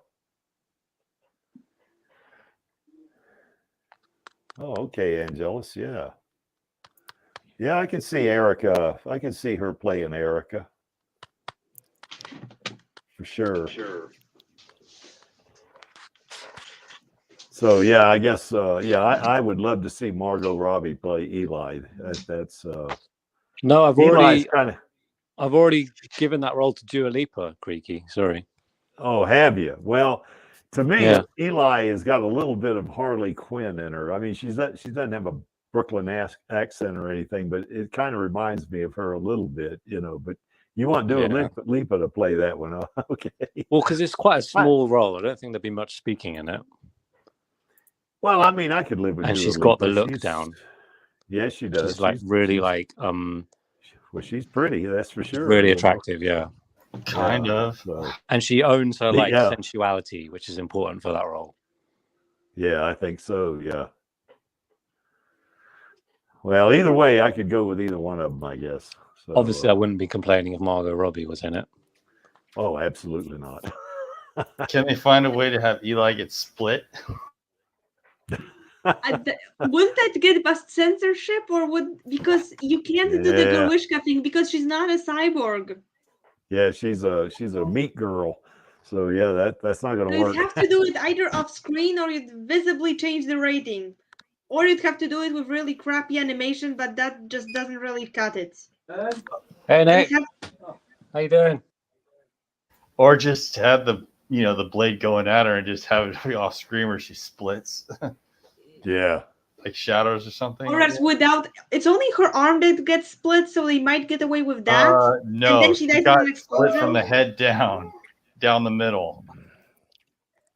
I thought just her arm it was really cut through, and then the rest gets blown. It was quick, but she got split down the middle, starting with the head. You're not thinking of AR4? Yeah, AR4 just got a hole in her head. Eli got split down the middle from head to head all the way down. Now, which AR was it that Zex actually killed when AR4? That's the one that got split right AR4. Through the head, in the middle. Yeah, because I guess Figure 4 thought that was Alita, and he was all beside himself, I guess. So Zex was chasing AR4 and split her skull in half. Yeah. By the way, How long would it take for Figure to realize that's not his Alita, had sex, not killed AR4? Yeah, it's a good question. He was stubborn, not admitting there was more than one. It was funny. Well, he wasn't the brightest bulb in the bunch either. It might have taken him a while to figure it out, I think. How long would it take for him to figure out that that's not his girlfriend? That's an android that doesn't even have his girlfriend's memories aside from very basics and also battle abilities. Sometimes being blind has its benefits. Yeah, maybe so, you know. Well, Angelus, you know, I think, yeah, Zex gave Figure 4 a spanking, but I don't think you could call it just a spanking. I mean, he actually took his arm off, didn't he? So, well, he smacked Zex, and Zex responded by pulling the arm off just for smacking. Yes. Yeah, that's right. I mean, he smacks Zex because he thinks Zex kills Alita, right? Or something like that. Yeah. Is that what it... Zex doesn't even rip the arm off. The Figure charges and the arm breaks off at contact. And Zex thinking, looking at it, are you stupid? And then whips him around anyways. Yeah. Yeah, like I say, Figure 4 wasn't the brightest bulb in the bunch. So he had guts. Yes, he does. He's extremely brave, that's for sure. I mean, he had more guts than self-preservation instinct. Well, what did he do? Did he kill like 38 cyborgs, didn't he, or something like that? Right, but that was usually the bonehead dudes. It wasn't like a actual. Yeah. Well, it wasn't the cyborgs like Alita, that's for sure. It was, yeah, it was just a lower level. Well, bonehead's the slang for the guy he hit in the face when they introduced him. That's what Figure 4 called him, was bonehead. And bonehead, his head was a T-bone head, his T-bone shaped head. Yes. Yeah. Bonehead. Yeah, we'll probably see Figure 4 maybe toward the end of the second movie. You know, when she starts the Badlands arc. I think the third movie will be the Badlands arc. That's what I think. We'll probably meet Den and Chaos, you know, we might meet Chaos at the end of the second movie. That's possible, but I think they'll just tease him. Like they'll show. They might, you know, go, because I mean, if they can show Wolverine getting pumped with adamantium, they can show what Destiny Nova did to his kid. Yeah. It'd be kind of neat at the end of the second movie if they did the atomic train thing where Alita's playing the harmonica, you know, and Figure 4, you know, he sees Alita, he says, "Oh, this girl's cute," you know, so he goes to hit on her, you know, and that thing where, you know, she puts her finger in the center of his forehead and says, "Don't get too close to me. People that do die," and they can show the train just kind of going off, you know, into the distance, you know, from there, you know. So that'd be. I just don't see Chaos as being, you know, fully there. I see him as being, you know, you get hinted that he's a fugitive and he ran away, but I don't know. Yeah, they tease him. I guess they could do that. So yeah, for sure. That'd be. You know, maybe show the fact that there is Den, but they just don't reveal who Den is. Yeah, well, they can show Den, you know, a long shot of Den, you know. They could do something like that. You don't want to reveal the secret after Alita already had a battle with Den. Yeah, you don't want to do that. Yeah, that's right. Well, I mean, Den he'd be in the third movie, I think. Well, at least fully in person. I mean, yes, that's right. You know he's out there, but you just don't know everything about who he is. Yeah. And of course, Koyomi could be out there. I mean, you know, she's, you know, and that would be a natural pickup too. Well, I think that'd be a natural thing because Koyomi, you know, is a young adult in the, you know, in the movie in Alita 1 and in Alita 3. I mean, it'd be easy. They don't, you know, I mean, she's a baby in the manga, you know, at the first part, and then she's like a teenager or something, and she's doing her journalism thing, you know, or whatever that was. So I don't know if they'd make Koyomi a journalist or not. I don't know if they'd do that, you know, but she can certainly return in one of the sequels, that's for sure. Yeah. But I mean, well, I know one thing. How would it be different though with the fact that Koyomi is older though? I mean, I think it would be a different role. And it makes you wonder if certain other characters are there because Koyomi's an adult. I mean, it's different. Yeah, they could adjust that in the movie though, because they did a lot of adjustments in the first movie. They might skip out the plot on her drunk father since she's already an adult. Yeah, they could. Yeah. So well, they had Walsh in the movie. We just don't know that he's Koyomi's father, but he was there in the bar with the eye patch, and he was the stunt coordinator for the film. Yeah, but we do. Oh, it's never stated that he's her dad. That was Walsh in the bar. We just don't know if he's Koyomi's father. He had the eye patch too.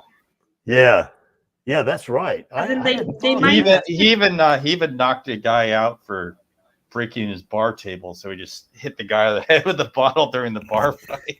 I did not even know that there's too many cool details, but they might cut out the plot about this guy becoming drunk after his business fails. Or maybe he just still does. I don't know. It's just that Koyomi's an adult, but Koyomi's with Hugo's gang, and it's clear that the guy's Walsh, and he's the bartender with an eye patch. Yeah. By the way, Finn, Den is not in the Dragon Ball world. He's in Alita's world. So he's in the Alitaverse. Finn, you need to read the manga. So that's what you got to do. But anyway, we won't ride you too hard about that, though. Not like we rode Vladi anyway. So no, it's okay, Finn. It's cool. There's no requirement in the Alita Army that you absolutely have to read. The manga. We just like talking about it. It's just strongly encouraged. Yes, we just love it. What? Well, Den's his favorite boy. Yeah. Well, I don't know if Destiny Nova in the manga. I don't know if he has any strong attachments to any of his offspring. Does he? Den is the favorite. Den is definitely the favorite over Chaos. It's like the not evil enough disappointment. He hurts people. Let's just say that much. But he is working with Ben. Yes, he is. Yes, Angelus, I love Alita too. So, and that's Alita 2, the movie, and Alita 3. I would love Alita 3 also. So, yes. Well, we kind of talked about the bodies already, but I think the part the part that Den is a good boy might have come from in the Badlands arc when Alita gets kidnapped not really kidnapped, but her legs are blown off and she's taken in by the barjack for questioning, and she says she needs to find Ido and Nova. One of the guards says Nova that he's that little wacko that hangs around Den. Oh yeah, he's Den's favorite. And that we know they keep in contact and they do like each other. Meanwhile, Chaos and Nova have we know their relationship, so then Nova clearly had a better relationship with Den than with Chaos. It's going to be interesting to see how they. Yeah. It's kind of weird. You're leading a rebellion, hate everything that's Zalem, but you let it be known that you're friends with a Zalemite. I guess it doesn't count if it's an exiled Zalemite. I don't know. Well, Angelus, I'm not sure I taught you a whole lot about Alita because you were in the Alita Army before I was, so maybe by about 4 or 5 months or so, or 6 months, but still. And yes, Finn, Australians can speak German. They can do it. I wonder how that accent would sound, though, in German. That's interesting. I hadn't thought of that, Maybe they would say something like, Grüß Scott, mate. Something like that. Or Hallo Savos, mate. Something like this. You have to put mate on the end of it, don't you, Angelus? Yes. Sprechen Sie Deutsch? Speaking German, sprechen Sie Deutsch. Yeah, sprechen Sie Deutsch. Yeah. Oh, I see what Angelus is saying. He said, yeah, Alita in the manga, you know, that's kind of there's a lot of German influence in the Martian Chronicles. So, yeah. Well, even in the Last Order, too, isn't there, that to a degree? What was that general or not general, who that guy was? Major.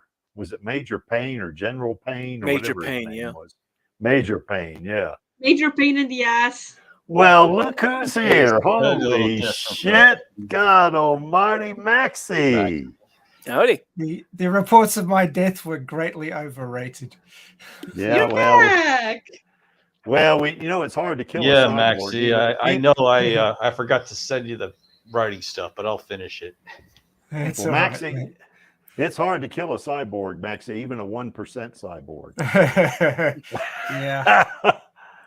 So how are you feeling, man? My body had a good go at it. Oof. I imagine. Yeah, I know my father had to go through that twice. He had quadruple bypass and then and triple bypass, and he lived 30 years after that. So, you know, hey, you still got a long way ahead of you, man. my days are numbered by the sense of things. Well, all of our days are numbered. Even the Creaky. He might be biologically immortal, but he's still got numbered days. Yeah. So I got a heck of a zipper down the front of my chest. I imagine. Yeah. So how you feeling, Maxie? So. Had a bit of a rough night. My leg hurts a lot. It's where they took, that's right, because they got to take a vein out of your leg, don't they, or something like that, isn't it? It's that's what they did with my dad anyway. See, I don't have great venous return in my legs. So when I was talking to the surgeon, I said, hey, take it easy on my legs, okay, because the venous return isn't great. And he took 10 chunks out of my left leg looking for veins. It's like from right up in my groin all the way down past my knee. And I'm like, the fuck? Yeah. Yeah, that's what they had to do to my dad, too. Yeah, I had to do that with him. So, and I got this scar running from my wrist to my elbow pit.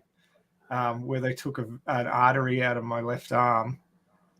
Oh. Well, you know you're going to regrow those arteries, right? You do know that.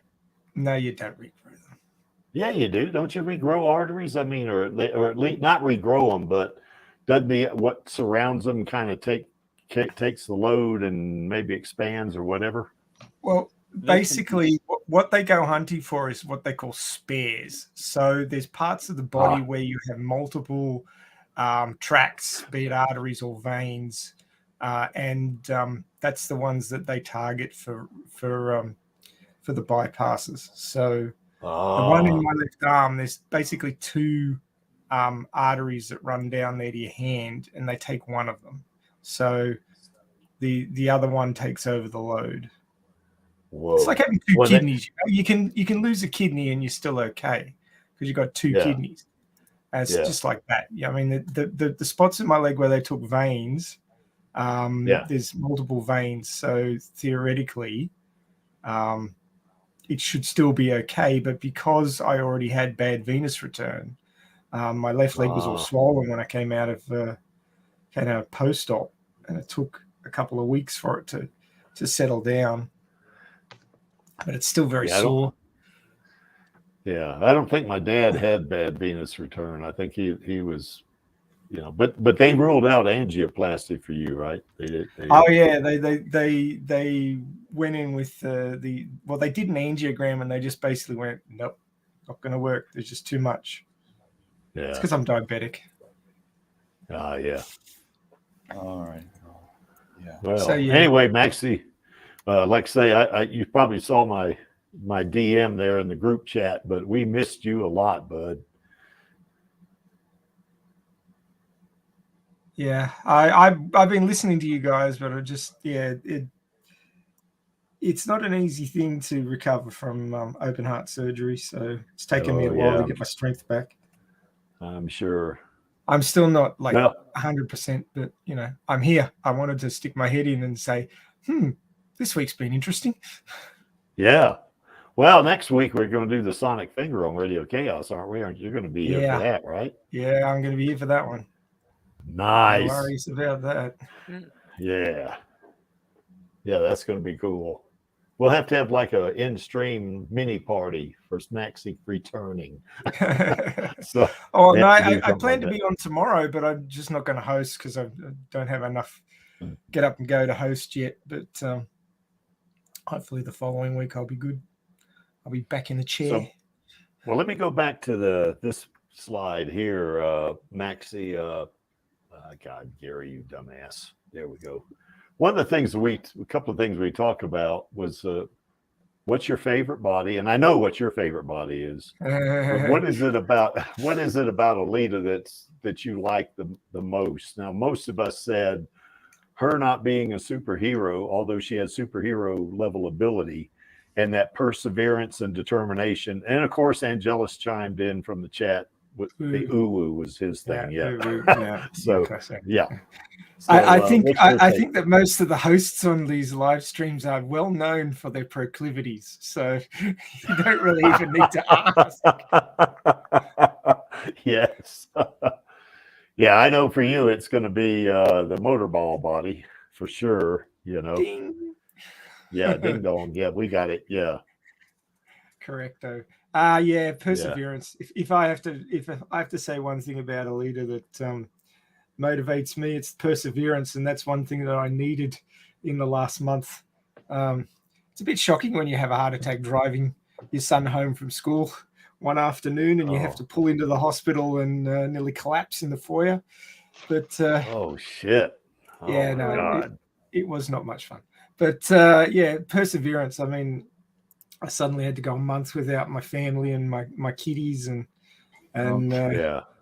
it was not nice to be told that I needed a quadruple bypass open heart surgery. That was like, oh shit.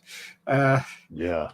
But I'm still here, and I was welcomed home by my family last Sunday, and the cats looked at me like, "Where the hell have you been? Give us some food."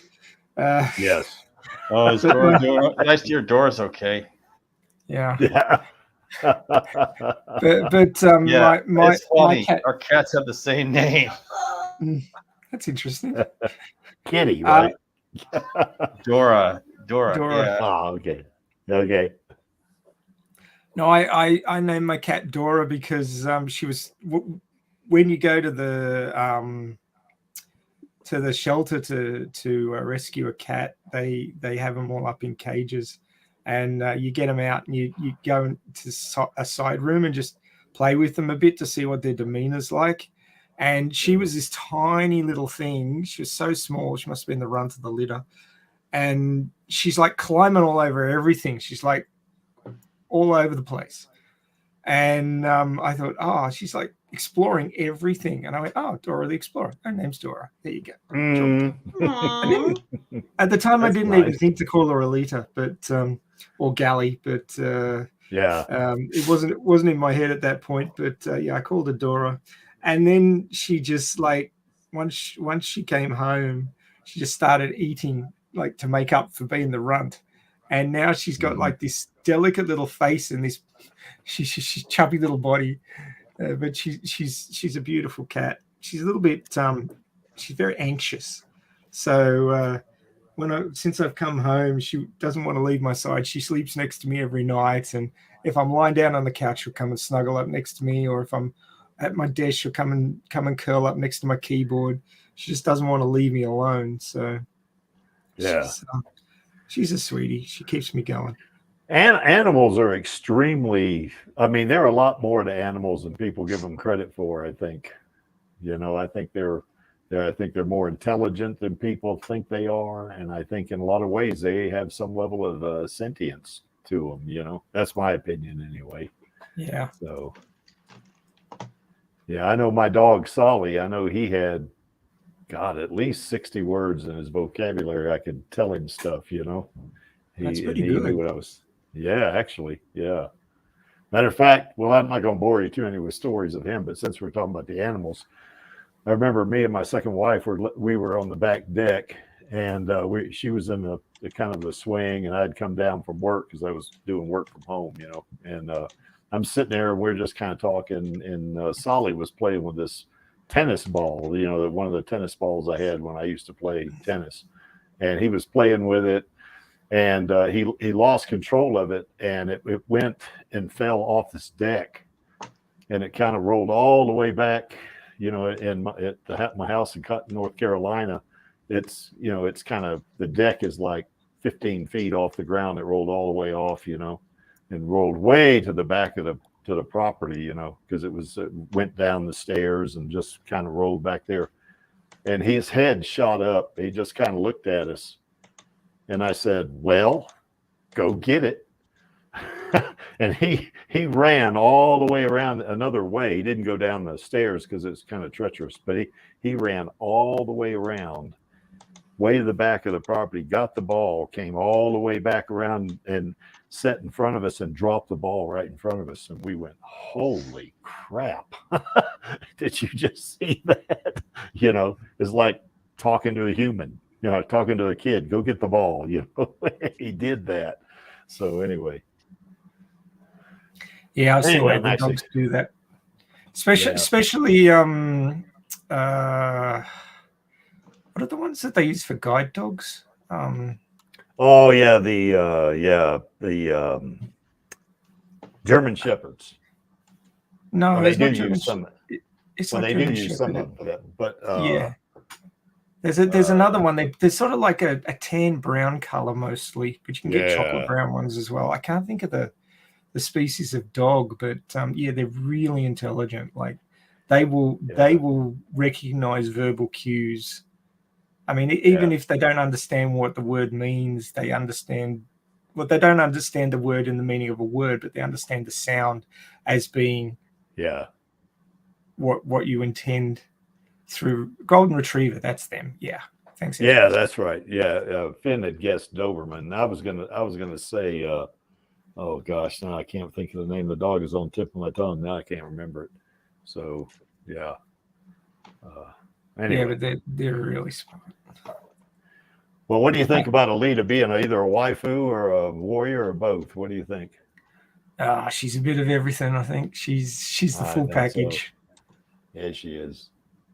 She also can be tsundere. She's she can be very tsundere. She's not a commander though. Yeah. Nah, she's not. She's more the Ronin type. Yeah. Oh, and Jealous, yeah, it is the cat that types while I'm on stream. She rolls around next to my keyboard and pushes on the corner. Oh yeah. Yeah, kitties do that. Luckily, my door isn't doing that to me right now. Yeah. You know, the cat just wants to see you. Sometimes it's not actually what you want to, what she does. Yeah. Well, anyway, Chihuahuas. Yeah. Service dog, yeah, right. Sure, you got to carry him upstairs. Yeah, Finn, that's a sign of kleine Hunde. Or kleine Hund. Yeah, I don't know about that being a guard dog. I don't know what that harness would look like. That'd be something. So anyway, yeah, I guess Alita, I mean, I want to see her in all these bodies. My favorite body, and Maxie knows, is the Imaginos body. I like Imaginos 2.1 particularly. But anyway, we probably would not see the Imaginos body until the 4th movie. I mean, I want 6 movies because the Imaginos body, especially that 2.1 body, is going to be at the very end of whatever movie it is.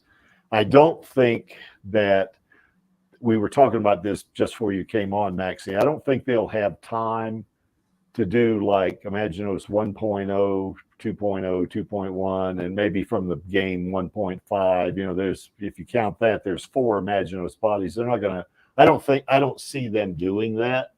I do see them doing something that they call the Imaginos body, but it's going to be maybe just an upgrade from the Berserker body. You know, that's kind of the way I see it.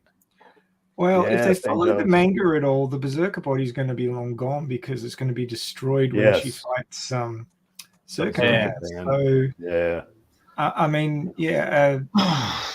My big question, presuming we get 2 more movies, which I think we will. Yeah.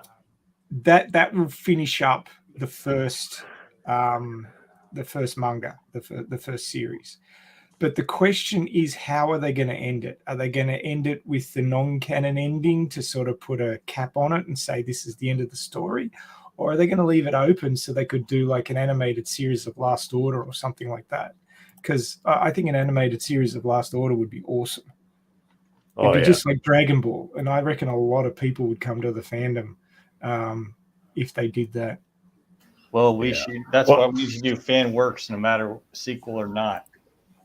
Yes. Well, actually, Chaos, you should really be on the stream. Not this week, not next week, but the week after, because we're going to be talking about what role will the Alita Army play once the sequels are announced. So what will be our role going forward after getting our sequel announcement? So I think that's a stream you want to be on, because you'll have a lot of good have ideas. fan things before the sequels even get announced. I mean, that's the kind of stuff that will explode. Old things tend to be favored quite a bit on this platform. All right. Well, I tend to think that we'll be an extension of their PR. That's what I think. I mean, I'd be willing to donate a few bucks if someone needs a Google ad, but yeah, I mean, spontaneously, the fact that something's old and it came out before the hype, that gets favored by the algorithm. So what I'm saying is, keep doing fan stuff regardless of it being confirmed or not.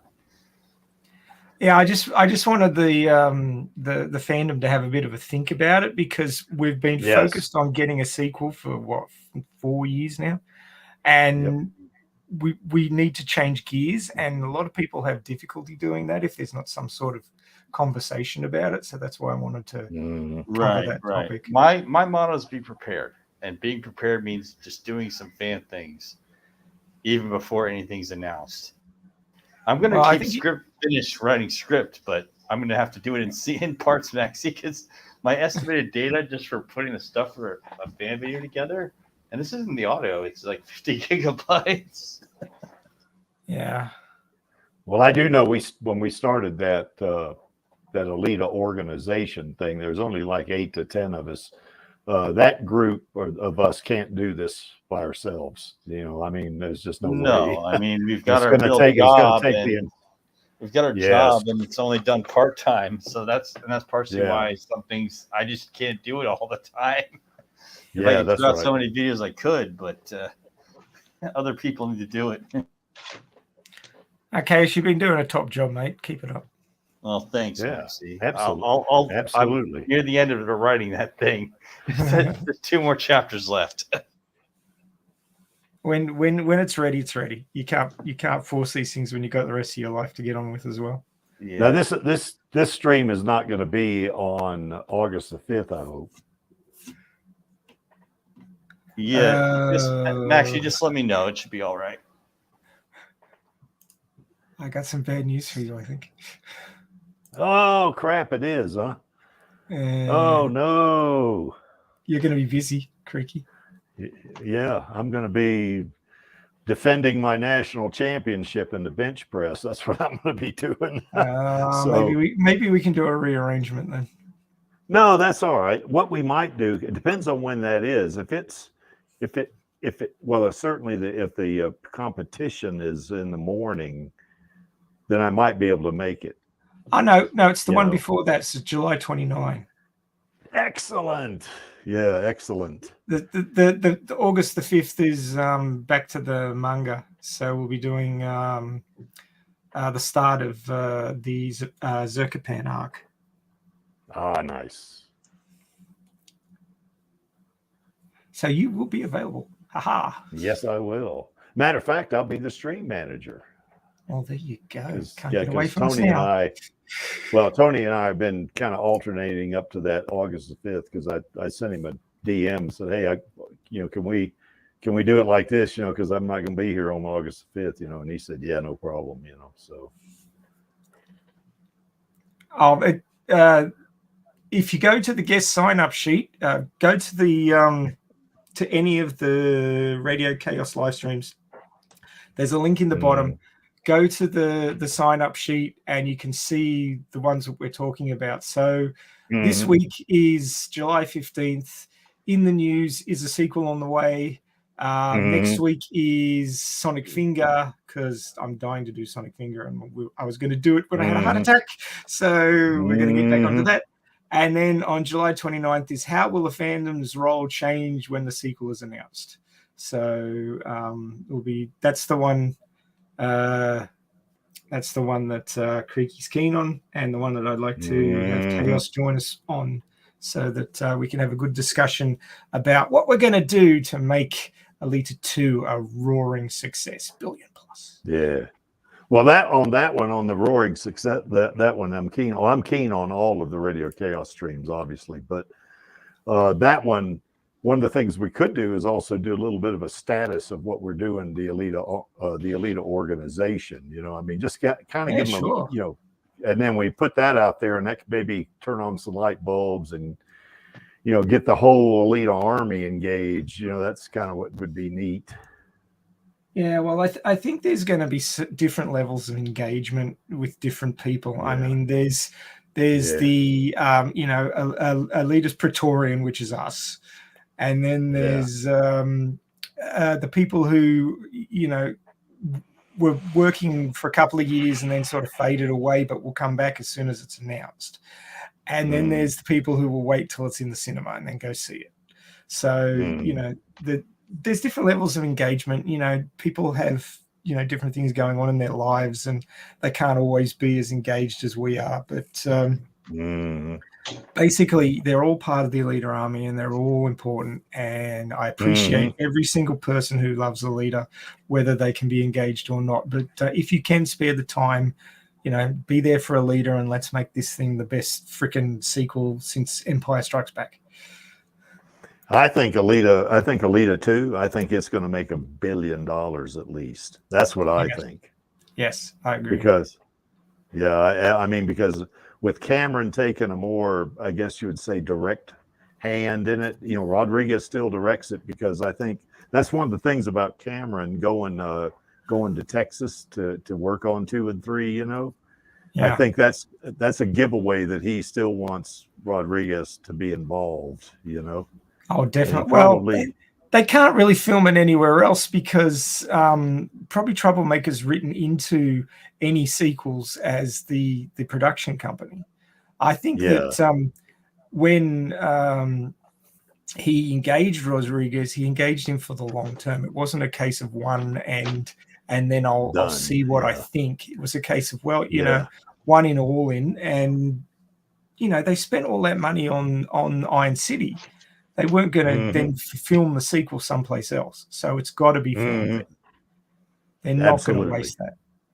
Absolutely. I mean, and I'll tell you, with Rodriguez and Cameron teaming up like that, God damn, this movie is, I'll tell you what, I mean, we talked about this a little earlier before you came on, but, you know, if they made it, if they kind of made the visuals on it kind of like they did Avatar 2, oh my God. You know, I mean, you know, the visuals on Alita 1 were great, but if they up the game a little bit, you know, or like they did in Avatar 2, wow. I think I don't see how Alita cannot make $1 billion. I mean, it will, I think, you know. Well, you're not going to have that massive hurdle of going up against Disney. And I don't care what anybody says. Disney was trying to push down the purchase price by burying Alita. I know they were. Yeah, it's so freaking obvious. You'd have to be an idiot not to have noticed. So it's just basically a case of, well, now we're all on the same side. We're not going to have this rivalry anymore. If Alita makes money, Disney makes money, so they'll want it to make money. So it'll get proper advertising. It'll get released in lots of cinemas. It'll get hyped as from the pen of the Avatar creator. You know, it'll get all the ticks in all the boxes. and unless the American public have completely gone idiocracy, then it'll get over 1 billion, I'm sure. Well, I think as many tweets as we've seen that, God, I wish somebody had told me about this movie. It was awesome. You know, how many times have we seen that? Yeah. I mean, God almighty, we did, you know, I didn't know. I mean, I kind of had a vague recollection of who Alita was, you know, but, it wasn't until I saw that movie that I went, oh, wow. You know, I think a lot of people, that's what happened to most people, I think, that are now in the Alita army. You know, I mean, certainly there was a bunch that started it in the beginning in March of 2020, you know, but I think since then, you know, I think people have seen a movie and it's like, wow, this is a great movie, you know, and I think it's just made an impression on their minds, you know, from what my opinion anyway. So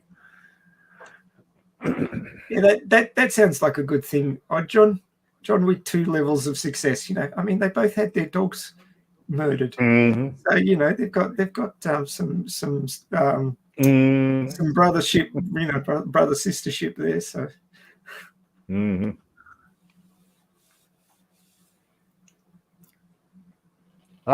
Carrie, I don't know if that you could call Alita a Japanese film. Granted, it is based on a Japanese manga for sure, you know, but I don't know. I think you call this a James Cameron film because, you know, I think that's the way Rodriguez directed it.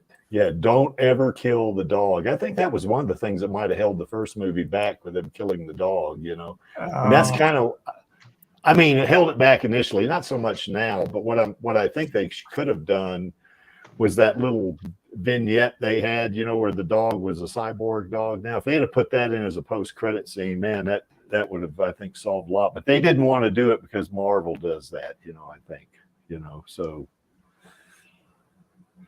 I think more of a case of the ending of the movie had a particular tone and it would have lightened the tone too much. Yeah. I think so. Yeah. Well, they did kill the dog in the anime, so, you know, I could see that, you know. Yeah, no problem with a caps lock there, Carrie. Yeah, I do that myself many times. So, yeah, I mean, it's always hard when you're trying to establish a franchise to know where to aim it. I know that they aimed it pretty low, and time's passed now, and all those, you know, teens that watched it are now, you know, 18 or over. It's all right. So, I don't know. I'd like to see it R-rated, but it would really cap the success for the number of people who could see it. They won't be able to bring people who watched the first movie won't be able to bring along children to the second one. That's right. But also, it's kind of hard to adapt Alita while tuning it down for kids. I hope it's not generational. Right. Before we get the next one. Well, I do think. Well, I think you guys have heard me say this before. There was, and Max, you might have heard it on one of the streams, but there was I guess it was a tweet that somebody said, and I can't remember who it was who got pissed off. It might have been Odd John out there got pissed off at this guy, which I don't blame him, because, and I forget who it was that did the tweet. It said that you guys are small. You only got 200 people in the Alita army, and, you know, you're not going to get your sequel. And, you know, I wanted one and I moved on, you know. Well, here's how many people are in the Alita army. Nearly 178,000. So, you know, I mean, we're not small, you know. Now, yeah, we're probably not as big as, you know, the folks that follow MCU or some of that kind of stuff, you know, but 178,000 people is not small. And I guarantee you more than that are going to go watch the movie. For sure. Especially if they do like a re-release. Maybe they do a little bit. Now, I don't know how they would pull this off, but if they were to do something like they would likely do a re-release of the first one, yes, like a month or less before the other one comes out. Well, I think what they would have to do, I think, is that I think they would have to maybe, you know, some of those deleted scenes that got taken out, like the one where Alita is straddling Hugo with her fist up in the air, and he's, you know, they had that little training thing like they had in the novelization, you know. put some of that kind of thing in there. You know, there was a couple of extra shots of Sharin. You know, just whatever those deleted scenes, they could kind of edit that in there and do a kind of like an extended version, you know, and release that'd be like 2.5 hours. I think that would get people in for the first movie and bring them up to speed, and then they could like Chaos says, maybe a month or two later, then they release Alita 2, Alita Fallen Angel. You know, anyway, that's the Creek's humble opinion anyway. What I'd really love to do is have a double feature back to back, Alita 1 and 2. Oh, I'd go for that. Yeah, I go for that about 20 times, I think. Yes, I would too. Yes, I'd be going to the cinema all the time. My wife would kill me. I'd be grabbing some child of the neighborhood and seeing if you can get a family discount even if we're not related. We have an adult, we have a child. Why not? This is a good point. Carrie says $3.5 million for the first day gross ticket sales. I think it'd be higher than that, though. You know, I think Alita would make, you know, probably between $80 and $100 million first week. You know, first weekend. You know, if they do the PR right, if they market this, you know, and do it right, kind of like they did for Avatar 2, I don't see how it cannot make $1 billion. And wouldn't it be great if it got into the top 5? You know, maybe Cameron has for the top. Yeah, you know, $2 billion plus giving Cameron 4 of the top 5 movies. So that'd be great. You know, passing Endgame, Infinity War, all that good stuff, you know. And by the way, here's another thing. Carrie makes a good point here on the number of tickets, but if you remember, the Snyder Cut is also on our side. They're our allies, and I'm sure there's a lot of those folks that haven't signed the petition. So I'm so sure that we'd have some really good numbers, you know. He says, I failed math. Okay, Carrie. I don't know. That multiplication looked pretty good to me. I don't know. I mean, I could live with that.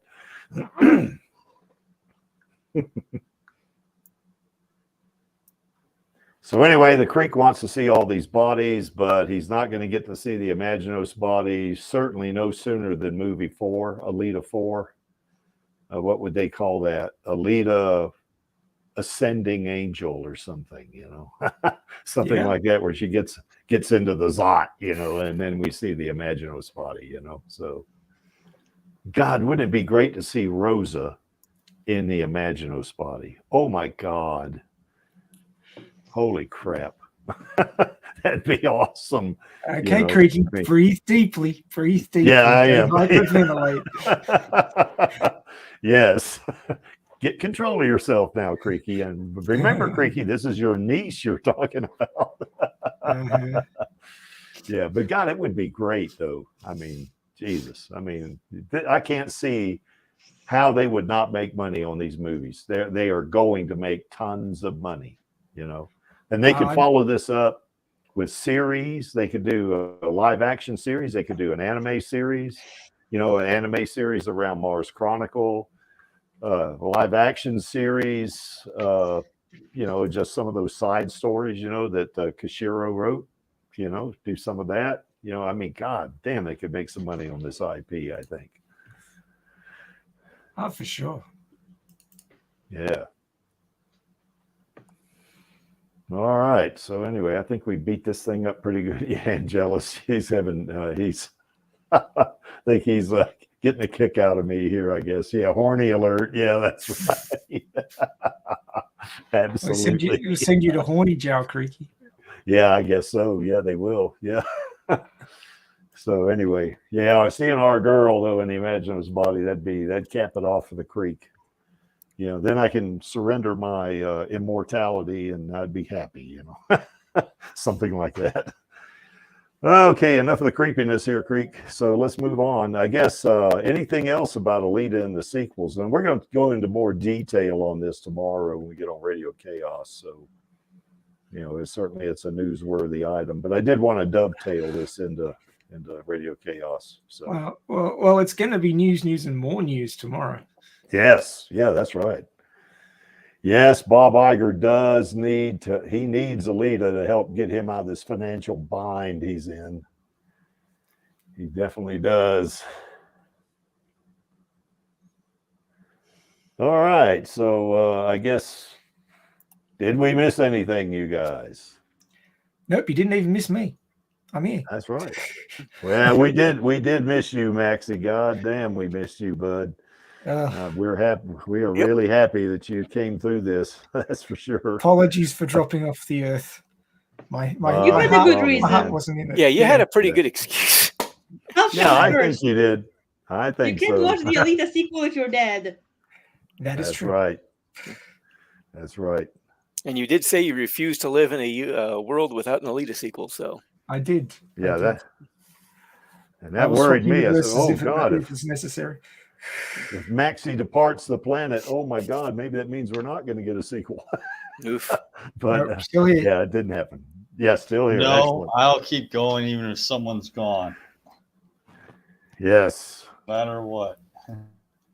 Well, you know, I always said that if they didn't greenlight a sequel, which I know they are now, well, I always believe they would anyway. But my thought was, if for some reason they didn't, some of us like Chaos and you know, myself and there's several people doing videos, Alita Army, you know, Turlo Dorman and all, we could put our heads together and come up with a fan-made sequel, you know. So and then let them get upset about that. So anyway, Chaos had to, I guess he dropped off. Yeah. So yeah, it might have. All right. Lee, any last thoughts?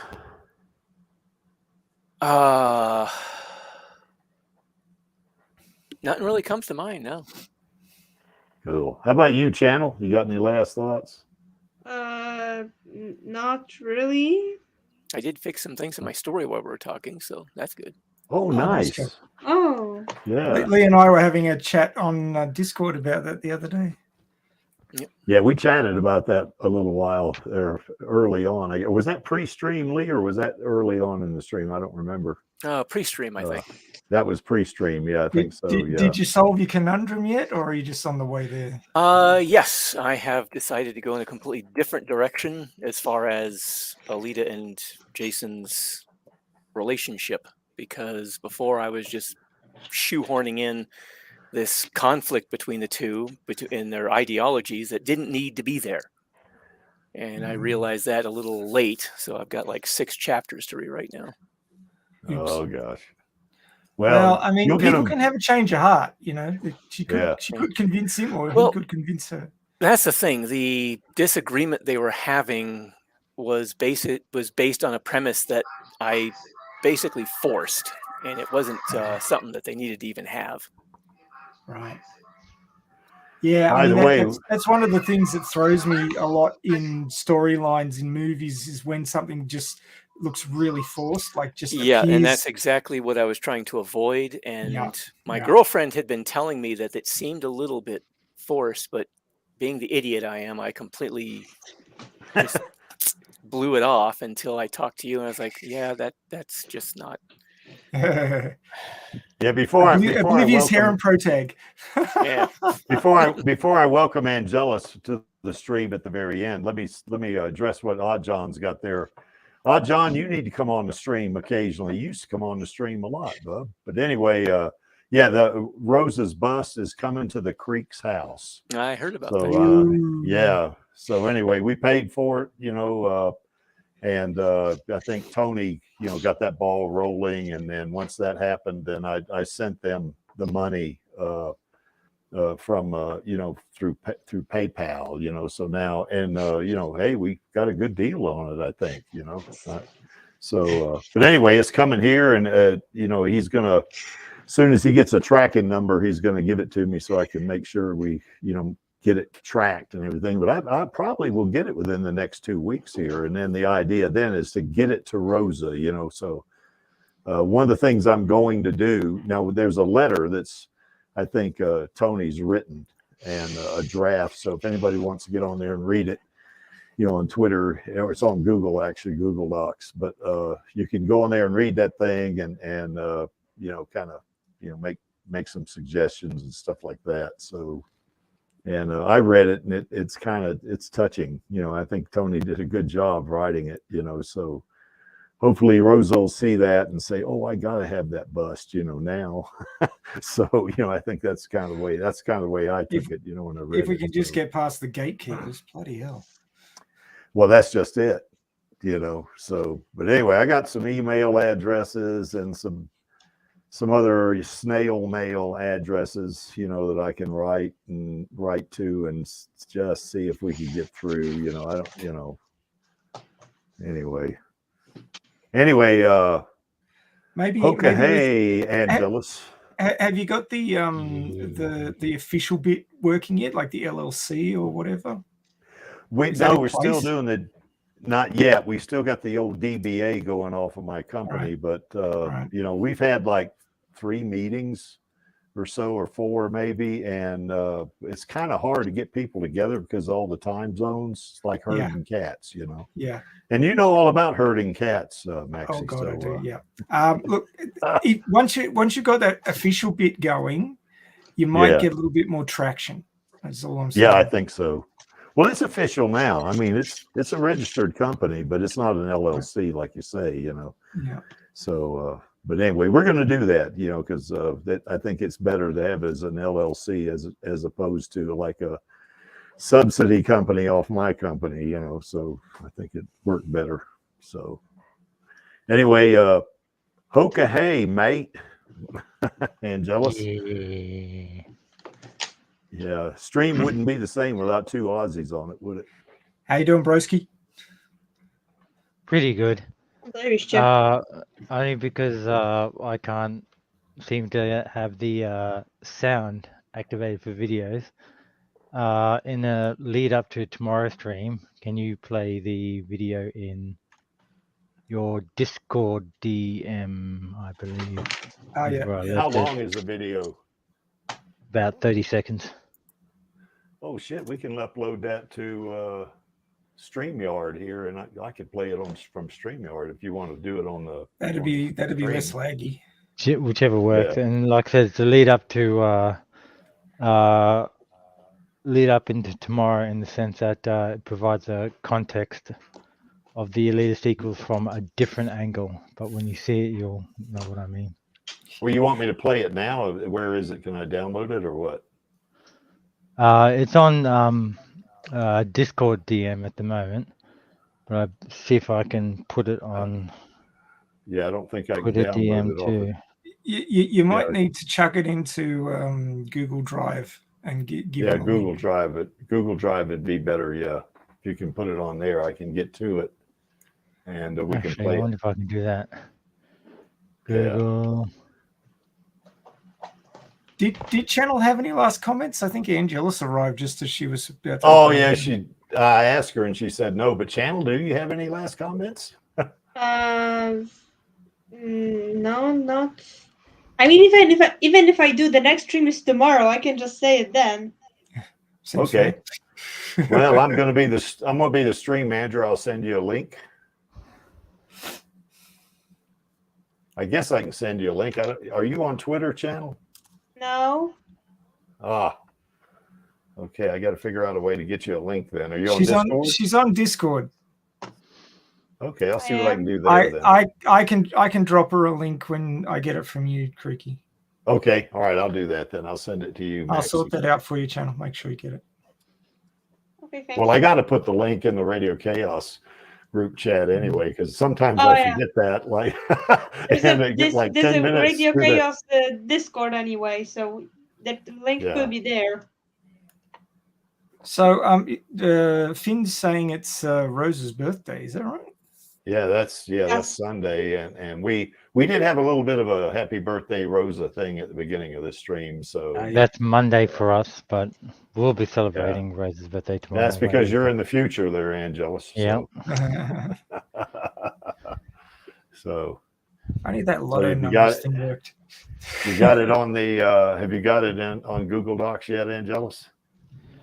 No, not yet. I don't know. It's the videos on my phone. I'm trying to add it from my phone to Google Docs. Well, because if you could put the link in the private chat, I could go get it, and play it that way. Can I have some final words, Cricky? Absolutely, go for it. Everybody goes through a lot of troubles in their lives from time to time. Example one, hi. Appreciating a character like Alita and keeping her tenets of perseverance in your heart, not just for things like open heart surgery, but whatever you're going through in your life, and fighting for a sequel and never giving up, never giving in, never surrendering. It is a good tenet to live by, and I think that's why Alita is so important. And I think that Alita is a good role model for young people today. And that's why we need more movies and series and prequels and all sorts of stuff for her. So keep fighting. Yeah. We are getting there. You can see it coming. It's just over the next ridge. Keep climbing. Keep going.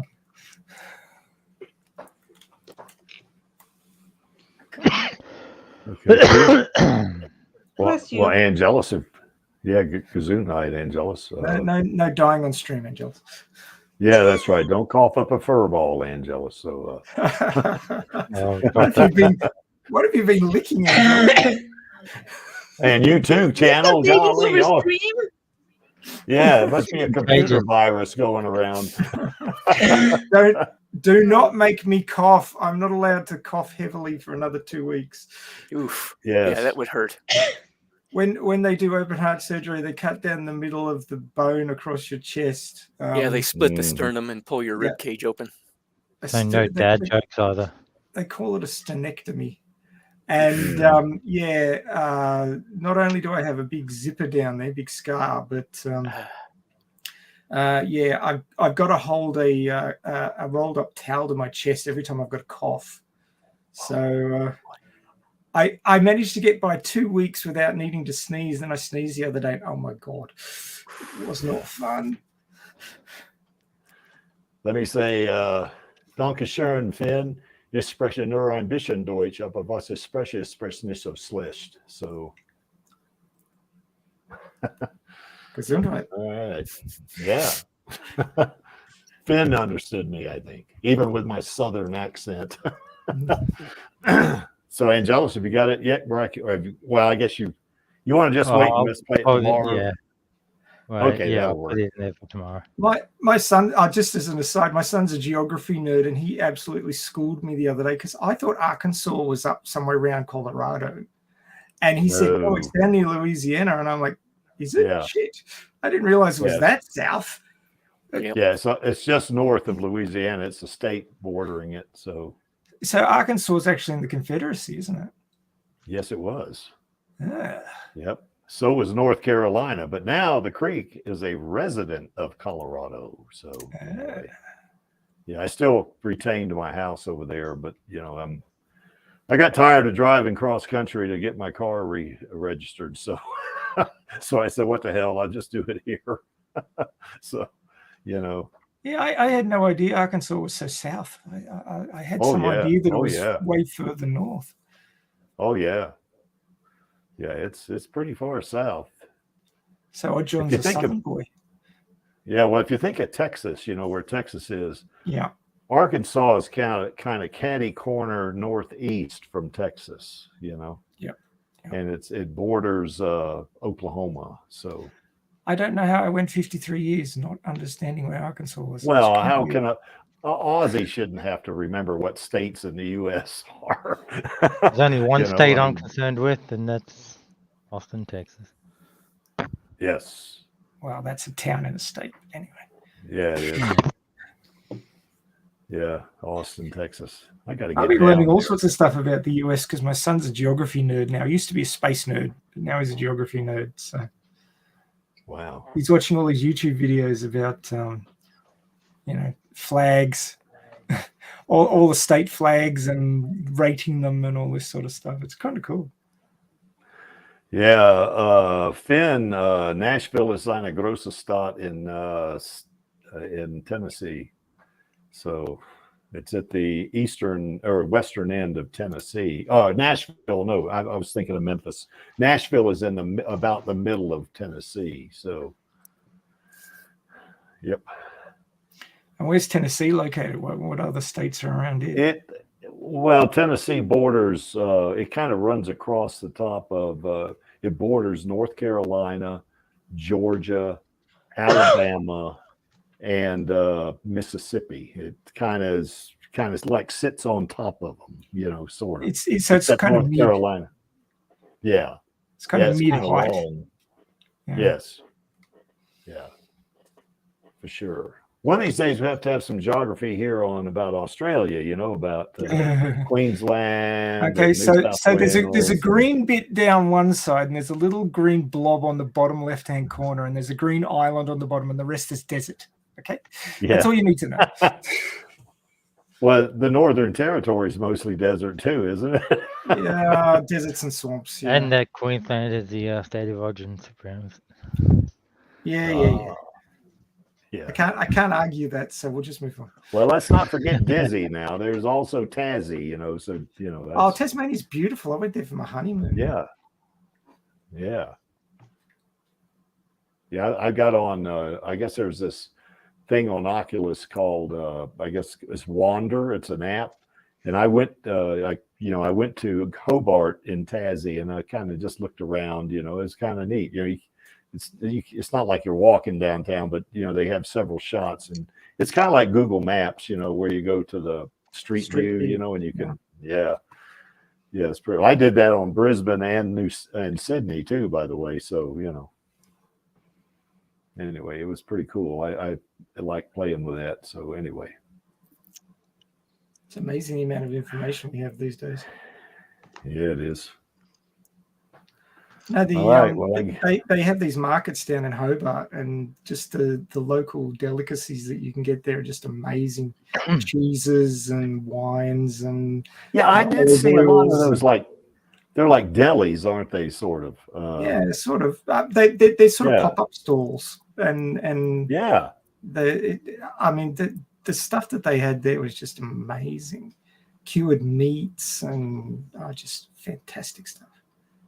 Well, I know one of the things I want to do now in the future is, you know, the USA Powerlifting Association does have an Australian presence. So I could fly down to Australia and go into a competition there, just like anybody other member. Yeah, it would. Holy moly. Yeah, well, I don't know about that. But, you know, we can definitely go down there and have some fun. Then after the competition, drink some beers. Although, Maxie, you probably don't need to be drinking beers now. So you stay away from them. I would have one with you, man. I wouldn't. I wouldn't hold back from one beer. I can manage that. Well, it wouldn't bother your condition now, right? Would it? Or well, not. I wouldn't drink any beer right now, but give it a few months. I'll be right.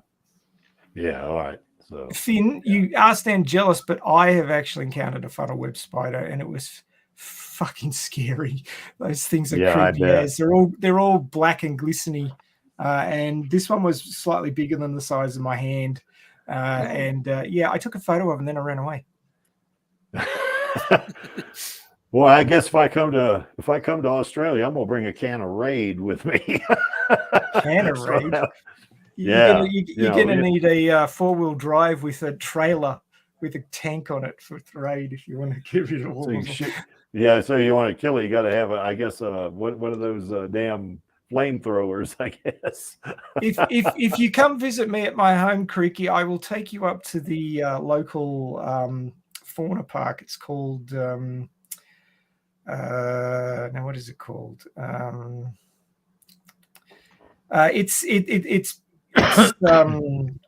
It's headlined as a reptile park, right? But it's actually the first place in Australia where they milked funnel web spiders for anti-venom. Oh, holy shit. And you can actually go in and watch them doing it. So it's quite interesting. And I thought TBA was scary. I could do that. But, see, I mean, and they have displays of all the poisonous spiders in Australia, including funnel webs, so you can actually go and see one safely. The one that I encountered was actually in a roadside culvert when we were getting some rocks for our garden. So yeah, I pulled a rock out and there was this massive spider behind it, and I was like, shit. Yeah. But yeah, that. rock up to my place and I'll take you up there. We'll cool. You'll enjoy it. Yeah. They also have crocodiles and alligators up there. Well, I'm afraid I gotta get going. So. All right, Lee. Well, glad you could drop in, Lee. And I promise I have some free time next week. I will read at least one of your chapters and maybe two, because I will have some free time next week. So, Well, I look forward to hearing what you have to say about it, if you can find the time. Well, I'm not a very good critic, I can tell you that. But I mean, well, at least you can tell me if things, make sense, or if it's is easy to follow, or if there's some kind of thing that's confusing or something. And at least there's that. Well, I haven't encountered that yet, so that's good. Okay. Yeah, I've actually enjoyed it quite a bit. So, anyway, mandatory carry says bye. So, bye, guys. Actually, hey, Lee. So, Angelus, you got any final words of wisdom? Because you kind of came on at the end there. So, and you've been doing your, I guess, chat. In the chat, you've been giving us your regular words, and we do know that uwu is the most important thing for you. So, yeah, I've just been sort of on a natural high the past several days now, so still trying to find my way back down. Yeah, I have been too. It's been great. So, all right, guys. I can host tomorrow, so nice. Hear my voice. Well, the creek is gonna, as soon as we get off the stream here, I'm gonna jump in the other instance and put the link in the chat, because sometimes I forget to do that in the group chat on Twitter. So, I remember one time here, and not too long ago, I was sitting there, where are these guys? God, we got 10 minutes to go and these guys are not here. And I went, oh shit, I forgot to put the link in the chat. Can you also put it in the link in the Discord group? Yeah, I'm going to send that to Maxie. He could. There's a radio chaos of Alita. Yes, I can put it in there, and Maxie will probably get it to you too as well. So, as long as Creaky gives it out before the 5-minute mark before the show starts, you'll have it earlier. Which he doesn't do sometimes. Australian pizza with spiders. It's like me and Shannon. That's like that meme I saw with this giant spider on top of this guy's car, and he says, "Stop bugging me and get me a beer, mate." I think I'll have a Vegemite pizza before I'll have a spider pizza. Yeah. They're yum. Yeah. I bought an entire Hawaiian pizza, got my Vegemite jar, and literally took out the butter knife and spread Vegemite all over the top of the Hawaiian pizza. Chef's kiss. Yeah, I don't know. When I eat Vegemite sandwich, which I have to spread that shit real thin because I'm not used to it. My mother used to eat Marmite like it was going out of style. That's an English thing, I guess. My mother gave me cheese and Vegemite sandwiches all through public school, like elementary for you guys. So cheese and Vegemite. Oh, yeah, every fucking day, 5 days a week. Prefers chocolate and oranges. I used to eat probably too much cabanossi all throughout most of my education. I stopped in high school because people were complaining about how they smell. You know what cabanos? That's not like a regional thing, isn't it? Cabanossi is it's cured meat, isn't it? It's Turkish. Yeah. And it's popular. It's very popular in Europe, but it's Turkish. And I wanted to know if it's also popular outside of their general region. I've never heard of it. On pizza down here. Oh, can you? Yeah. I never heard of it. Part of our meat. One way to describe it, it's not the shape, but it's kind of like if chips were made of meat. Except it's like a long tube instead of bendy tube instead of just flakes. Okay. Never heard of it. It's just a cured meat, compressed into a sort of a sausage and dried. So it's sort of like, it's not quite beef jerky, but it's on its way to being beef jerky. Well, but it's very Creek's tasty. on a plant, but it's not real Creek's on good a for you. plant-based diet, so I don't eat meat. So, I mean, I would eat salmon, I guess, but yeah, I don't eat beef or any of that stuff anymore. So, hey, all right. According to Google, cabanos, also known as cabanossi or cabanar, is a long, thin, dry sausage usually made of pork, which originated in Poland. What? I asked No, my it mom and she says- said that. That's what Wikipedia says. Whoa. What? I says my mom and she said that's Turkish. I mean, probably the name cabanossi came from Poland. Oh. Huh. Might be Polish after all. Yeah. It's Well, like you know, if it's you Google Wikipedia, so- zapiekanka, that also says it's Polish, except there's something that's not named zapiekanka, but it's the exact same thing and tastes kind of similar in Italy. So it could also be the similar case with the cabanossi. Yeah, I think it's probably the name is Polish. Otherwise, But making me hungry. it's probably something that's made in multiple places in a similar fashion with different names. Mandatory Carry says that Wikipedia lies a lot. Wow. That's why I said take it with a grain of salt. Yes, right. If you need Well, salt, go Angelus- to Vegemite. There's lots of salt in that. Yes. Well, is there anything else you guys want to talk about, Alita? I'm not trying to rush anybody off now. I mean, we can go backwards there and just talk about it some more if you want. I have this funny story that I was at a animation. They had these courses for young people for free with animation, and I noticed at the back of the tablet it said emergency response in Poland, and it had the kids UNICEF logo and the American flag with financial support from America, and United Nations Children's Fund's UNICEF emergency response in Poland. What kind of emergency do we have that tablets are needed? Well, let me tell you, Channel. My client actually is a leader in I guess business continuity, disaster recovery, and incident response, if you want to think of it, or emergency response. And we have I guess my client does have a relationship with the UN, so it might have come from there.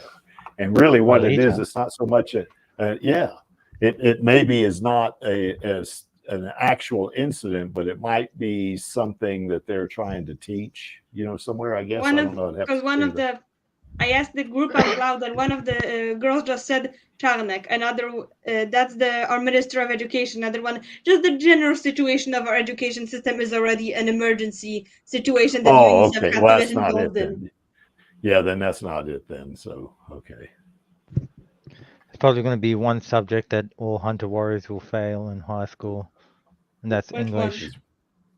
Because whenever people say like the word leader, they'll think, Alita. Yeah. How much oil do we need about Alita?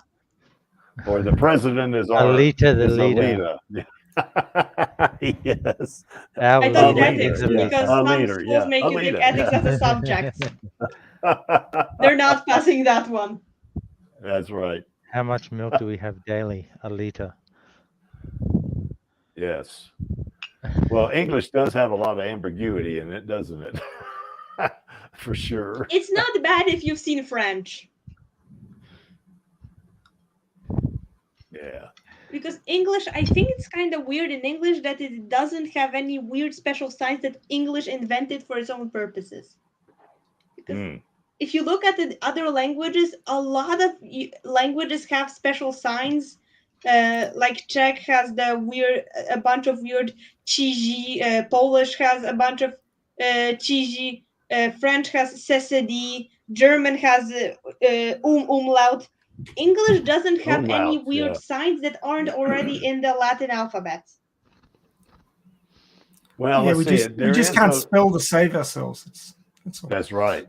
Well, we do have I guess the short, for vowels. I guess you'd have the short and long, for that. We got. But they're that. not written differently, as in yeah, they're not written English differently. Written English didn't invent any new versions of letters from the Latin alphabet. It's just the letters from the Latin alphabet. Okay, Finn, I know you speak Swiss German, but that's it's okay. Alles klar. So Swiss German is different, I guess. There's this YouTube channel I watch sometimes. That's this girl that's moved to the U.S. Feely is her name, and I watched a lot of her videos. And then she has a thing on there about Swiss German. It's really nice.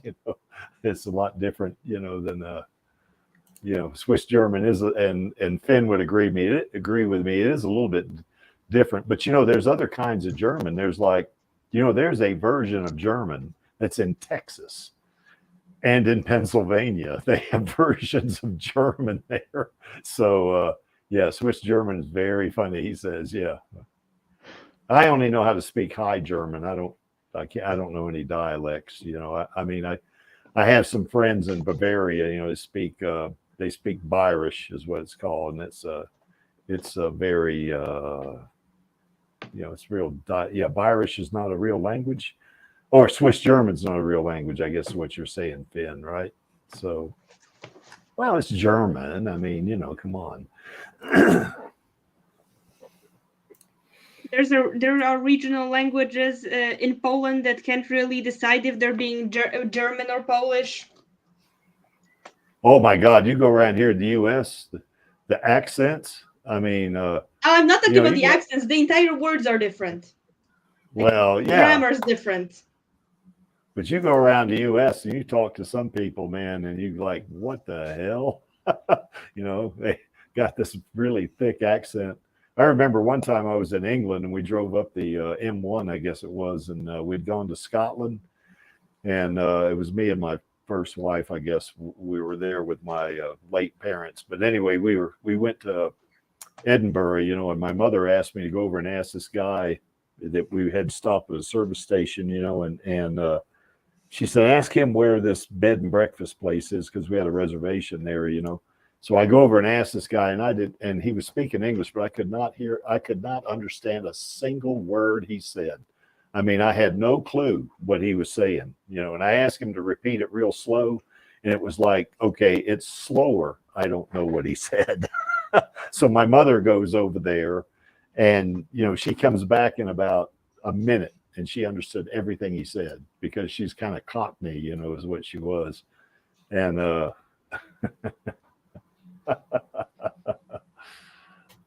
let's get all that. Okay, Hans. Okay, all right. I don't really understand that too much there. Neither do I. So,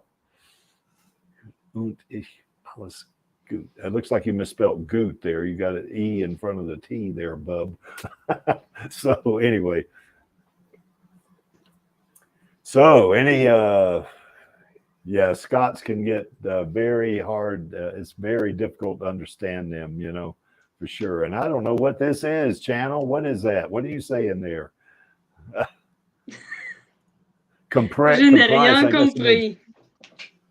Excuse my accent. Okay.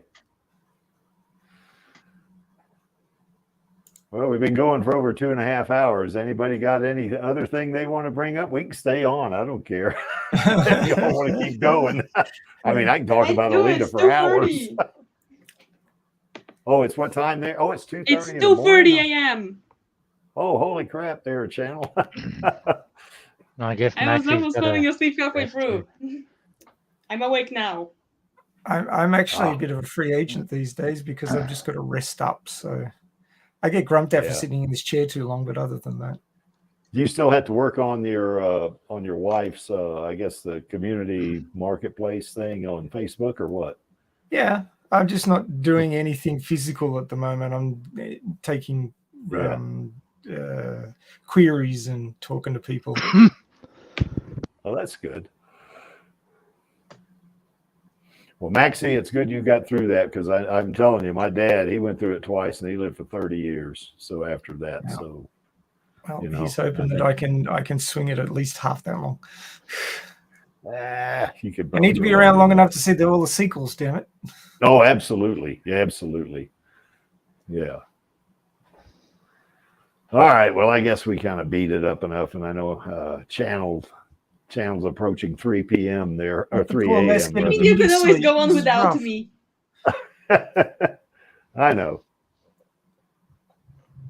So I guess I asked Channel and Maxie what their last thoughts were, but Angelus, I don't think I asked you what your last thoughts were. Still stuck in Uru. Yes. Well, all three of those images there have got some woo-woo, don't they? Different kinds.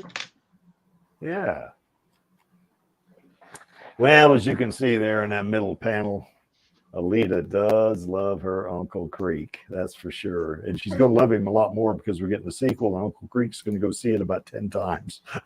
Is what he's going to do. Yeah, well, maybe 20. I might match you there. Yeah, maybe 20, Maxie. I might have to. I'm going to go for 99 tickets and frame them all. Nice. Yeah, that'd be nice. Yeah, I'll be buying tickets and giving them away. Hey, you want to go see a movie for free? A movie? What is this movie? You know, I said, well, you got to buy the Blu-ray and see the first movie. Well, I might give them a Blu-ray. Hell, I give them that and a ticket. That's what I'll do. Yeah. So. Okay, so I guess we kind of talked about this a little bit. Not Maxie, but Angelus, you're going to be the host, right? So we're going to go into pretty much detail about all the news we've been hearing, right? You got that video we're going to play, right? Angelus has been bombing me on DMs all week with Maxie, look at this, look at this, look at this. He's been so excited. Yeah. So good. Yeah, I had to do the news last week, and for once I actually followed the show notes. Holy crap! So, yeah, holy. You know where the show notes are. That's a step up. You know, and I actually read the title correctly. So, and it was a long one too last week. Yeah, sorry about that. That's all right. No, but it was we had fun last week for sure. You know, that's good. Yeah. So anyway, sure about that topic. I wanted to get Brett Rankley on for that one because he's a complete. I didn't think about that. But I was so well. What I did, you know, I think Chaos came on, and I know Channel was on. I think, and we had a good time on there. You know, we got some good discussion in. I think. So that's good. Yeah. I might go back and listen to that one later. Oh yeah. I do some reading. I got to read this letter. I got to read.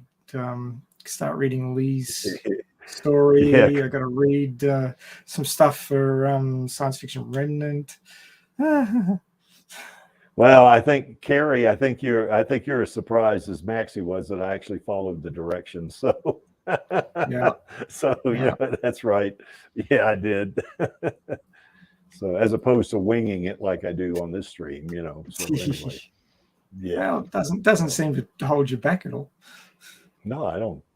Well, if it's about Alita, I can bullshit my way up for hours. So it's not a problem, you know. It's all a matter of practice. That's exactly right. As a matter of fact, some of you folks out there could do your streaming, and I think Chaos and I would help you with that. You know, if you wanted to do it, I'd be willing to come on, you know, and do some stuff. You know, it'd be kind of fun, I think. For some of us, it's not a skill problem. It's a my computer might not survive it problem. Or at least my internet would not. Well, you know, you can get a free version of StreamYard. Now I got the paid version. You know, the free version you can't have as many guests. I think it's like 6. I think, but still, that's pretty good. You know, and you can't get rid of that annoying damn overlay, that logo they got for StreamYard. You know, that's the reason why I got rid of it, because I got tired of seeing that duck, you know, in the upper right-hand corner. So I just got rid of that damn thing and started and just paid for it, you know. Annoyware, I think they call that. Yeah, I think so. Yeah. Annoy people into paying. Well, I mean, the free version's pretty good, though. I mean, I don't mean to badmouth it, because I mean, I think Tony used it for a while, but now the he's free got version's fine for a startup. You don't need that's right. 6 guests. Yeah, but Channel, if for instance, Channel, if you wanted to start streaming, let me know. I'll help you. You can get the free Again, version. I'm not saying it's not a problem of I don't want to pay for StreamYard. It's a problem of my internet would not handle me being the host. I'm getting kicked out of this stream like every other stream because my internet starts breaking the sound, and either you can't hear me or I can't hear you, and then I try to refresh and it kicks me out. That's right. I guess last week on minor inconvenience if I'm just talking, big inconvenience if I were hosting. Yeah, that's right. Yeah, because I think it was either this stream here or it was the Radio Chaos stream you were on. You kept fading in and out. I do remember that. So not this time it worked well. Yeah. Well, anyway, join us tomorrow on Radio Chaos for talking about the news that we all got for the past week that we're all excited about. And this is going to happen, folks.